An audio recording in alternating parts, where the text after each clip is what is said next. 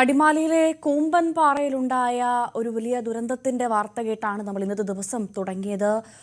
ഏറ്റവും ആശ്വാസകരമെന്ന് പറയുന്നത് 22 കുടുംബങ്ങളെ അവിടെ നിന്ന് മാറ്റിപ്പാർപ്പിച്ചിരുന്നു എന്നുള്ളതാണ്. അതല്ലെങ്കിൽ എന്താകുമായിരുന്നു സ്ഥിതിയെന്ന് നമുക്കൊന്നും ചിന്തിക്കാൻ പോലും സാധിക്കുന്നുണ്ടായിരുന്നില്ല. എന്തായാലും ഒരാളുടെ മരണമാണ് അവിടെ റിപ്പോർട്ട് ചെയ്തത്. ഏറെ വേദനിപ്പിക്കുന്ന ഒരു വാർത്തയാണ്. നമുക്ക് ആ ദുരന്തം അതെങ്ങനെയുണ്ടായി, ഇപ്പോഴത്തെ അവിടുത്തെ സാഹചര്യം എന്താണ്, ആ ദുരന്തത്തിൽ നിന്ന് രക്ഷപ്പെട്ട ബിജുവിന്റെ ഭാര്യയുടെ അവസ്ഥ എന്താണെന്നൊക്കെ വിശദമായി 9 മണിയിൽ നോക്കണം. ആദ്യം നോക്കാം പ്രധാന വാർത്തകൾ. അടിമാലി കൂമ്പൻ പാറയിൽ ഒരാളുടെ മരണത്തിനിടയാക്കി അപകട സ്ഥലത്ത് നിന്ന് മണ്ണ് നീക്കം ചെയ്യാൻ ശ്രമം തുടങ്ങി. മരിച്ചത് പ്രദേശവാസിയായ ബിജു. മൃതദേഹം പുറത്തെടുത്തത് പുലർച്ചെ 4:30-യോടെ.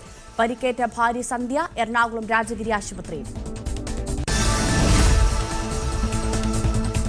അടിമാലി കൂമ്പൻ പാറയിൽ ഒഴിവായത് വൻ ദുരന്തം. മണ്ണിടിച്ചിൽ സാധ്യത മുന്നിൽ കണ്ട് ഇന്നലെ തന്നെ 22 കുടുംബങ്ങളെ മാറ്റിപ്പാർപ്പിച്ചു. ബിജുവും സന്ധ്യയും വീട്ടിലേക്ക് എത്തിയത് ചില രേഖകൾ എടുക്കാൻ.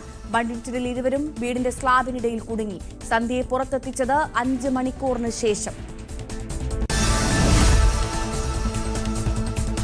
തലനാരിഴയ്ക്ക് വൻ ദുരന്തം വഴിമാറിയ കൂമ്പൻ പാറയിൽ വീണ്ടും മണ്ണിടിച്ചിൽ സാധ്യതയെന്ന് നാട്ടുകാർ. ദേശീയപാത നിർമ്മാണം മണ്ണിടിച്ചിലിന് വഴിയൊരുക്കുമെന്ന ആശങ്ക. നിർമ്മാണം അശാസ്ത്രീയമായിരുന്നുവെന്ന ആരോപണവുമായി പ്രദേശവാസികൾ. പലയിടത്തും ജനങ്ങൾ ഭീതിയിൽ. PM ശ്രീ പദ്ധതിയിൽ ഒപ്പിട്ടതിലൂടെ കമ്മ്യൂണിസ്റ്റ് തർക്കം തീർന്നില്ല. ഇടതു താൽപര്യത്തിന് വിരുദ്ധമായി ഒന്നും നടപ്പാക്കില്ലെന്ന് മുഖ്യമന്ത്രി ഉറപ്പ് നൽകണമെന്ന നിലപാടിൽ CPI. ഉറപ്പ് കിട്ടിയില്ലെങ്കിൽ മന്ത്രിസഭാ യോഗത്തിൽ നിന്ന് പാർട്ടി മന്ത്രിമാരെ പിൻവലിക്കാൻ ആലോചന. പരിഹാരം തേടി സംസ്ഥാന സെക്രട്ടറിമാർ ചർച്ച നടത്തിയേക്കും. സർക്കാരും പ്രതിസന്ധിയിൽ. തെരഞ്ഞെടുപ്പ് ചൂടേറി ബീഹാർ. വാക്പോരുമായി RJDയും BJPയും നേർക്കുനേർ. ജംഗിൾ രാജ്, അഴിമതി, വികസന വിഷയങ്ങൾ ഉയർത്തി മഹാസഖ്യത്തെ കടന്നാക്രമിച്ച അമിത്ഷാ. കേന്ദ്രം ബീഹാറിനെ അവഗണിക്കുകയാണെന്ന് തേജസ്വി യാദവ്. ഇന്ത്യ സഖ്യം ഉപമുഖ്യമന്ത്രി പദത്തിലേക്ക് മുസ്ലിം വിഭാഗത്തിൽ നിന്നുള്ള നേതാവിനെ പ്രഖ്യാപിക്കാത്തതിൽ അസറുദ്ദീൻ ഒവൈസിക്ക് അതൃപ്തി.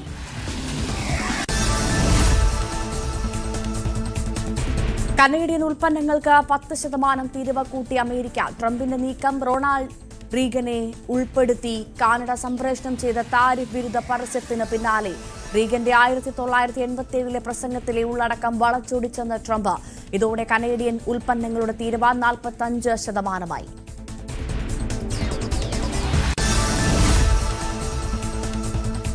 US പ്രസിഡന്റ് ഡൊണാൾഡ് ട്രംപിന്റെ ഏഷ്യ സന്ദർശനം തുടങ്ങി.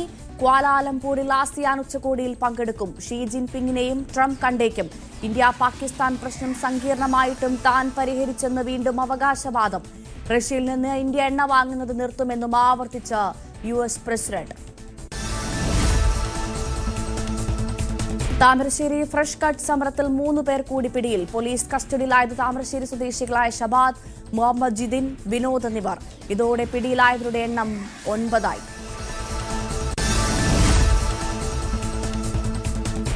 തുടരും സിനിമയുടെ ടീം വീണ്ടും ഒന്നിക്കുന്ന റിപ്പോർട്ട്. M രഞ്ജിത്ത് നിർമ്മിച്ച തരുൺ മൂർത്തി സംവിധാനം ചെയ്ത ചിത്രത്തിൽ നായകൻ മോഹൻലാൽ തന്നെ.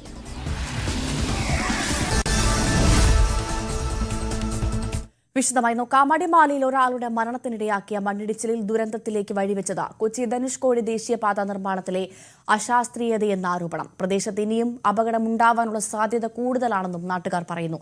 ഇന്നലെ രാത്രി 10 മണിയോടുകൂടിയാണ് കൂമ്പൻ പാറയിൽ ദേശീയപാതയ്ക്ക് സമീപത്ത് മണ്ണിടിഞ്ഞത്. 7 വീടുകൾ മണ്ണിനടിയിലായിരുന്നു.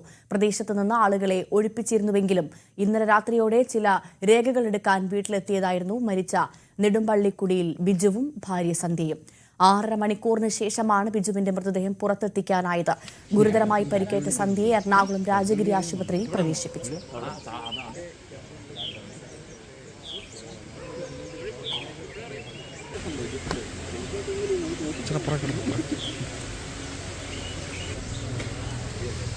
സ്റ്റാലിൻ നൽകും കൂടുതൽ വിവരങ്ങൾ. സ്റ്റാലിൻ, ഇന്നലെ രാത്രി 10:00-യോടുകൂടിയാണ് ഈ ദുരന്തം ഉണ്ടായത്. ഏറെ ആശ്വാസമെന്ന് പറയുന്നത് ആ നാട്ടിലെ അധികൃതർ സ്വീകരിച്ച മുൻകരുതലാണ്. അവർ നൽകിയ മുന്നറിയിപ്പ് പ്രകാരം അവിടുന്ന് ആളുകളെ മാറ്റി പാർപ്പിച്ചു. 22 കുടുംബങ്ങൾ മാറി അവിടുന്ന് താമസിച്ചു. 6ഓളം വീടുകൾ പൂർണ്ണമായും നിലംപൊത്തിയെന്നാണ് നമുക്ക് അവിടെ നിന്ന് മനസ്സിലാക്കാൻ സാധിക്കുന്നത്. ഈ ആളുകളെ അവിടുന്ന് മാറ്റിയിട്ടുണ്ടായിരുന്നില്ല എങ്കിൽ വലിയൊരു ദുരന്തത്തിന് നമ്മൾ ഇന്നത്തെ ദിവസം സാക്ഷ്യം വഹിക്കേണ്ടി വരുമായിരുന്നു. സ്റ്റാലിൻ, തുടക്കം മുതൽ എന്താണ് സംഭവിച്ചതെന്ന് ഒന്നുകൂടെ പറയും. ഭവ്യ സൂചിപ്പിച്ച പോലെ ഇന്നലെ രാത്രി 10 മണിക്ക് ശേഷം 10:30 കൂടിയാണ് ഈ ദുരന്തം ഉണ്ടാകുന്നത്. കഴിഞ്ഞ 2 ദിവസങ്ങളായി ഈ പ്രദേശത്ത് ശക്തമായ മഴയുണ്ടായിരുന്നു. എന്നാൽ ഇന്നലെ മഴ വളരെ കുറവായിരുന്നു. കഴിഞ്ഞ ദിവസങ്ങളിലെ മഴയെ തുടർന്ന് തന്നെ ദേശീയപാതയുടെ നിർമ്മാണവുമായി ബന്ധപ്പെട്ട് നടക്കുന്ന പ്രദേശങ്ങളിലെ മണ്ണിടിച്ചില് വ്യാപകമായി മണ്ണിടിച്ചിലുണ്ടായിരുന്നു. നമ്മൾ തന്നെ ന്യൂസ് 18 തന്നെ കഴിഞ്ഞ ദിവസം അക്കാര്യങ്ങളൊക്കെ റിപ്പോർട്ട് ചെയ്തിരുന്നു. അതിന്റെ ബാക്കി എന്നോണമാണ് ഇന്നലെയും മിനിഞ്ഞാന്ന ദിവസങ്ങളിലുമൊക്കെ മണ്ണിടിച്ചില് ഉണ്ടായത്. കഴിഞ്ഞ ദിവസം ഈ പ്രദേശത്തിന്റെ, പ്രത്യേകിച്ചും ഇപ്പൊ ഈ അപകടം ഉണ്ടായിരിക്കുന്ന ആ പ്രദേശത്തിന്റെ 8 മുറി എന്ന് പറയുന്ന മേഖലയിലെ ആ പ്രദേശത്ത് പലയിടങ്ങളില് മണ്ണിലെ വിള്ളൽ വീണതായിട്ട് ആളുകൾ കണ്ടിരുന്നു. അതിന്റെ ഭാഗമായി ഇക്കാര്യങ്ങൾ അധികൃതരെ, അടിമാലി ഗ്രാമപഞ്ചായത്തിനെയും അതുപോലെ മന്നങ്കല ഉൾപ്പെടെയുള്ള വില്ലേജ് അധികൃതരെ ഒക്കെ ഇക്കാര്യങ്ങൾ അറിയിച്ചു. അതേ തുടർന്നാണ് ഇന്നലെ 22 കുടുംബങ്ങളെ അവിടെ നിന്ന് മാറ്റി പാർപ്പിക്കാനുള്ള സാഹചര്യമുണ്ടായത്. 50ഓളം കുടുംബങ്ങളാണ് ഈ പ്രദേശത്തെ കോളനി മേഖലയിൽ ഉള്ളത്. അതിൽ 22 കുടുംബങ്ങളെ ഇന്നലെ അവിടെ നിന്നും മാറ്റി അടിമാലിയിലെ സർക്കാർ ഹൈസ്കൂളിന്റെ കെട്ടിടത്തിലേക്ക് മാറ്റി പാർപ്പിച്ചിരുന്നു. അതിൽപ്പെട്ട ഒരു കുടുംബം തന്നെയാണ് ഇന്നലെ വീണ്ടും ഈ ദുരന്തത്തിന് ഇരയായത്. ഇവർ വൈകുന്നേരത്തോടു കൂടി ഭക്ഷണം കഴിക്കാനും അതേപോലെ ചില രേഖകളൊക്കെ ആവശ്യമായിട്ടുള്ള സാധനങ്ങളൊക്കെ എടുക്കുന്നതിന് വേണ്ടിയിട്ടാണ് തിരികെ ഇവിടേക്ക് എത്തിയത്. എന്നാൽ ഇവിടേക്ക് പോകുന്ന വിവരം കൂടുതൽ ആളുകൾ ആരും, പ്രത്യേകിച്ചും ക്യാമ്പിലുള്ളവരാരും അധികം ആരും അറിഞ്ഞിരുന്നില്ല. എന്നാൽ ഈ അപകടത്തിൽപ്പെട്ടിട്ടുള്ള സന്ധ്യയുടെ സഹോദരി ആണ് ഇത്തരത്തിൽ ഇങ്ങനെ ഈ പ്രദേശത്തേക്ക് അവർ പോയിട്ടുണ്ട്, വീട്ടിലേക്ക് അവർ പോയിരുന്നു എന്നുള്ള വിവരം പുറത്തു അറിയുന്നത്. ഏതായാലും രാത്രി 10 മണിയോടെ ഈ ദുരന്തം ഉണ്ടാകുന്നു. 9 വീടുകൾ ആദ്യം ഇതിന്റെ ഈ മണ്ണിടിച്ചിലിൽ പെട്ടിട്ടുണ്ട്. അതിൽ 6 വീടുകൾ പൂർണ്ണമായും മണ്ണിനടിയിലായിരുന്നു. നെടുമ്പള്ളിക്കുടി ബിജു മരണപ്പെട്ട നെടുമ്പള്ളിക്കുടി ബിജുവും അപകടത്തിൽപ്പെട്ടത് ഭാര്യ സന്ധ്യയുമാണ്. ഈ ബിജുവിന്റെ വീടിന്റെ കോൺക്രീറ്റ് ഭാഗം പൂർണ്ണമായും നിലം പൊത്തുകയായിരുന്നു. വീടിന്റെ വശങ്ങളിലേക്ക് മണ്ണിടിഞ്ഞ് വീണതിനൊപ്പം തന്നെ ഈ കോൺക്രീറ്റ് കൂടി ഈ മണ്ണിലേക്ക് പതിച്ചതോടെ അവിടെ എന്ത് സംഭവിച്ചു എന്നുള്ളത് കൃത്യമായിട്ട് മനസ്സിലാക്കാൻ ആളുകൾക്ക് കഴിഞ്ഞില്ല. പ്രത്യേകിച്ചും വൈദ്യുതി ലൈനുകൾ തകർന്ന് അവിടെ പൂർണ്ണമായും ഇരുട്ടിലായ അവസ്ഥയിലായിരുന്നു. പിന്നീട് അവിടേക്ക് നാട്ടുകാർ ഓടിക്കൂടിയ ശേഷം ഫയർഫോഴ്സും അതുപോലെ തന്നെ അടിമാലി പോലീസും ഉൾപ്പെടെയുള്ള അധികൃതരെല്ലാം എത്തുകയും അസ്കാലൈറ്റ് ഉൾപ്പെടെയുള്ള അടിയന്തര ക്രമീകരണങ്ങൾ ചെയ്തുകൊണ്ടാണ്, ജനറേറ്ററുകളും ഒക്കെ എത്തിച്ച് അടിയന്തര ക്രമീകരണങ്ങൾ ചെയ്തുകൊണ്ടാണ് അവിടെ രക്ഷാപ്രവർത്തനങ്ങൾക്ക് തുടക്കമിട്ടത്. ഏറെ നേരത്തെ, പ്രത്യേകിച്ചും 7 മണിക്കൂറോളം നീണ്ടു നിന്ന തെരച്ചിലിന് ശേഷമാണ് അവിടെ രക്ഷാപ്രവർത്തനങ്ങൾക്ക് ശേഷമാണ് ഇവരെ കണ്ടെത്താനായത്. എന്നാൽ ആദ്യഘട്ടത്തിൽ തന്നെ ഇതിന്റെ ഈ വീടിനുള്ളിൽ ഇവർ ഉണ്ട് എന്നുള്ളത് കൃത്യമായി ബോധ്യപ്പെട്ടിരുന്നു. ഈ അപകടം ഏറ്റിരിക്കുന്ന ഇപ്പോൾ നിലവിൽ ആശുപത്രിയിലുള്ള സന്ധ്യയുടെ ശബ്ദം ആദ്യം കുറച്ച് പുറത്തേക്ക് ലഭിച്ചു. അതനുസരിച്ച് അടുത്തുള്ള ആളുകൾ തന്നെ, പരിചയക്കാർ തന്നെ സന്ധ്യ വിളിക്കുകയൊക്കെ ചെയ്തു. വിളിച്ച സമയത്ത് 1-2 പ്രാവശ്യം മാത്രം ഒരു സന്ദേശം പുറത്തേക്ക് വന്നു. എന്നാൽ പിന്നീട് അത് ഉണ്ടായില്ല. അത് വലിയ ആശങ്കയ്ക്കിടയാക്കി. വലിയ കോൺക്രീറ്റ് പാളി ആയിരുന്നുകൊണ്ട് തന്നെ അത് പൊട്ടിച്ചു മാറ്റുക വളരെ സാഹസമായിരുന്നു, വളരെ ശ്രമകരമായിരുന്നു.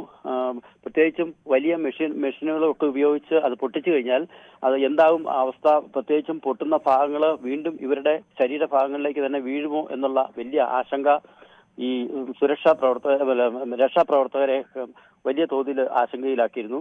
എന്തായാലും JCBയും അതുപോലെ തന്നെയുള്ള ക്രമീകരണമൊക്കെ എത്തിയെങ്കിലും വശങ്ങളിലെ മണ്ണ് മാറ്റി അതോടൊപ്പം തന്നെ ചെറിയ മറ്റു ഉപകരണങ്ങളൊക്കെ ഉപയോഗിച്ച്, ഉളി ഉൾപ്പെടെയുള്ള ഉപകരണങ്ങളൊക്കെ ഉപയോഗിച്ച് കുറേശ്ശെ പൊട്ടിച്ചു മാറ്റിയാണ് ഇവരുടെ അടുത്തേക്ക് ഈ രക്ഷാപ്രവർത്തകർക്ക്. തീർച്ചയായും സ്റ്റാലിൻ, തുടക്കം മുതലേ നമ്മൾ തന്നെ ഇതുമായി ബന്ധപ്പെട്ട് ഈ അടിമാലിയിലെ ഇത്തരത്തിലുള്ള മണ്ണിടിച്ചിൽ സാധ്യതയുമായി ബന്ധപ്പെട്ട വാർത്തകൾ നിരന്തരം നൽകുന്ന ഒരു മാധ്യമമാണ് നമ്മൾ.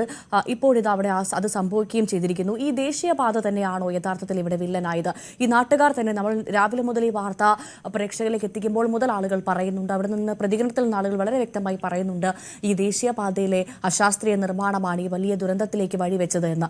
അപ്പോൾ അങ്ങനെ തന്നെയാണോ കാര്യങ്ങൾ? എന്താണ് സ്റ്റാലിൻ അവിടെ നിന്ന് മനസ്സിലാക്കാൻ സാധിക്കുന്നത്? ഫബിയ, തീർച്ചയായും അങ്ങനെ തന്നെ വേണം കരുതാൻ. കാരണം ദേശീയപാതയുടെ മണ്ണെടുപ്പ് തുടക്കം മുതൽ തന്നെ വലിയ പ്രതിസന്ധികൾക്കും പ്രശ്നങ്ങൾക്കും ഒക്കെ വലിയ തോതിലുള്ള ചർച്ചകൾക്കും ഒക്കെ ഇടയാക്കിയിരുന്നു. ഇക്കാര്യങ്ങളെല്ലാം നമ്മൾ ഇപ്പോൾ ഈ പറയുന്ന കാര്യങ്ങളെല്ലാം തന്നെ മുൻപ്, അതായത് ദേശീയപാതയിലെ മണ്ണെടുപ്പിൽ അശാസ്ത്രീയമായിട്ടുള്ള നിർമ്മാണ പ്രവർത്തനങ്ങളാണ് നടക്കുന്നത്, വേണ്ട സുരക്ഷകൾ ഒരുക്കുന്നില്ല എന്നൊക്കെ മാസങ്ങൾക്ക് മുമ്പ് തന്നെ, മഴക്കാലം ആരംഭിക്കുന്നതിന് മുമ്പ് തന്നെയുള്ള മണ്ണെടുക്കുന്ന കാലത്ത് പോലും അവിടുത്തെ ആളുകൾ, പ്രത്യേകിച്ചും പൊതുപ്രവർത്തകര് നമ്മളോട് രാവിലെ നമ്മുടെ ഇതിൽ ചർച്ചയിൽ ചേർന്ന രാജൻ, അതുപോലെ തന്നെ അടിമാലിയിലെ ബ്ലോക്ക് പഞ്ചായത്ത് മെമ്പർമാരായ കൃഷ്ണമൂർത്തി, അനസാരി ഉൾപ്പെടെയുള്ള ആളുകളൊക്കെ, പ്രത്യേകിച്ചും ദേശീയപാത സംരക്ഷണ സമിതി അവിടെ രൂപീകരിച്ചിട്ടുണ്ട്. അവരെല്ലാം ഇതിന്റെ നിർമ്മാണത്തിലെ അശാസ്ത്രീകൾ കൃത്യമായും ചൂണ്ടിക്കാട്ടിയതാണ്. എന്നാൽ അതൊക്കെ പിന്നെ എന്തുകൊണ്ടാണ് സ്റ്റാലിൻ ഈ അപാകത നേരത്തെ ചൂണ്ടിക്കാണിച്ചിട്ടും എന്തുകൊണ്ടായിരിക്കും അധികൃതർ നടപടിയെടുക്കാഞ്ഞത്? അതുമായി ബന്ധപ്പെട്ടൊരു നീക്കുപോക്കിലേക്ക് കാര്യങ്ങൾ കൊണ്ടെത്തിക്കാഞ്ഞത് എന്താണ് മനസ്സിലാക്കാൻ സാധിക്കുന്നത്?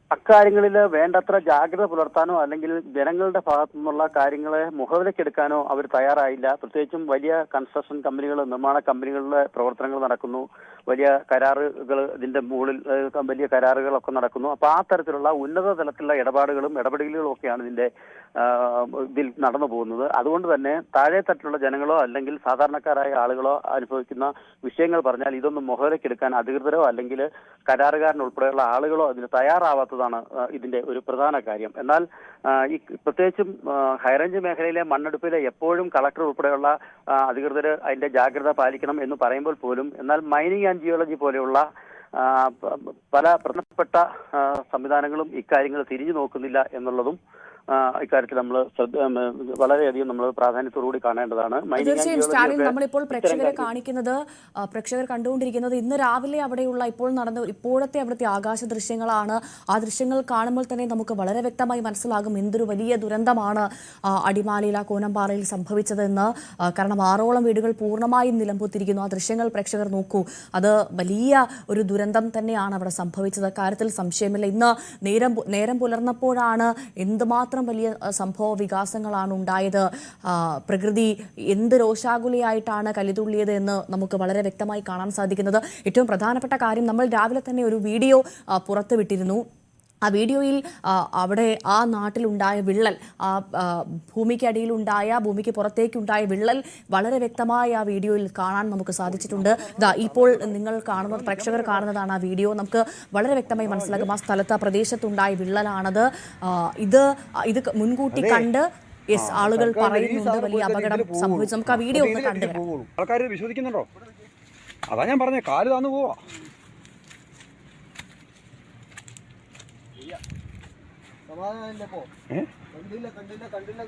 കണ്ടില്ല എന്ന് പറഞ്ഞു. ഇതുണ്ടോ അളിയാ? ഇതേ നമ്മൾ പറയും പോലല്ലേ ഇത് പെരുമഴ ഒറ്റ മഴ പെയ്ത് കഴിഞ്ഞാണ്ടല്ലോ ഈ കൃഷി മൊത്തം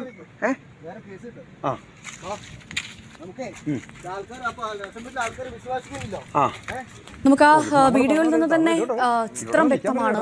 അതിൽ വളരെ വ്യക്തമായി അവിടുത്തെ നാട്ടുകാർ അത് പറയുന്നുണ്ട്. 1-2 ആളുകൾ അത് ക്യാമറയിൽ എടുത്തതിന് ശേഷം അവർ പുറത്തേക്ക് വിട്ട വീഡിയോ ആണത്.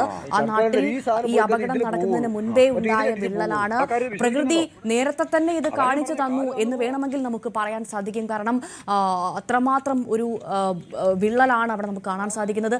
ഈ വിള്ളൽ കണ്ടതുകൊണ്ട് തന്നെ ആയിരിക്കാം കൃത്യമായി അത് എടുത്തു പറയേണ്ട ഒന്നാണ്. അവിടുത്തെ അധികൃതർ കാണിച്ച ആ സ്ഥലത്തെ അധികൃതർ കാണിച്ച, പഞ്ചായത്ത് ആയിക്കോട്ടെ, അവർ കാണിച്ച ഒരു മുൻകരുതൽ, അത് അഭിനന്ദിച്ചേ മതിയാവുള്ളൂ. കാരണം അല്ലെങ്കിൽ നമ്മൾ ഇന്ന് രാവിലെ ഒരു വലിയ മഹാദുരന്തത്തിന്റെ വാർത്ത കേട്ട് എഴുന്നേക്കേണ്ട ആളുകളാണ്. അത്രമാത്രം കുടുംബങ്ങളെ അവിടെ നിന്ന് കൃത്യമായി ഇടപെടൽ കൊണ്ട് മാറ്റുന്നു. ഈ മരണപ്പെട്ട ആളാവട്ടെ അദ്ദേഹത്തിന്റെ രേഖകൾ എടുക്കാൻ വേണ്ടി തിരിച്ചു വന്നതുകൊണ്ട് മാത്രമാണ് അദ്ദേഹത്തിന് ഈ വലിയ ദുരന്തത്തിൽ ഒരു ഇരയാവേണ്ടി വന്നത്. അതല്ലെങ്കിൽ ഒരാൾക്ക് പോലും ഒരു ഒരു പക്ഷേ ഒരു അപകടം പറ്റില്ലായിരുന്നു.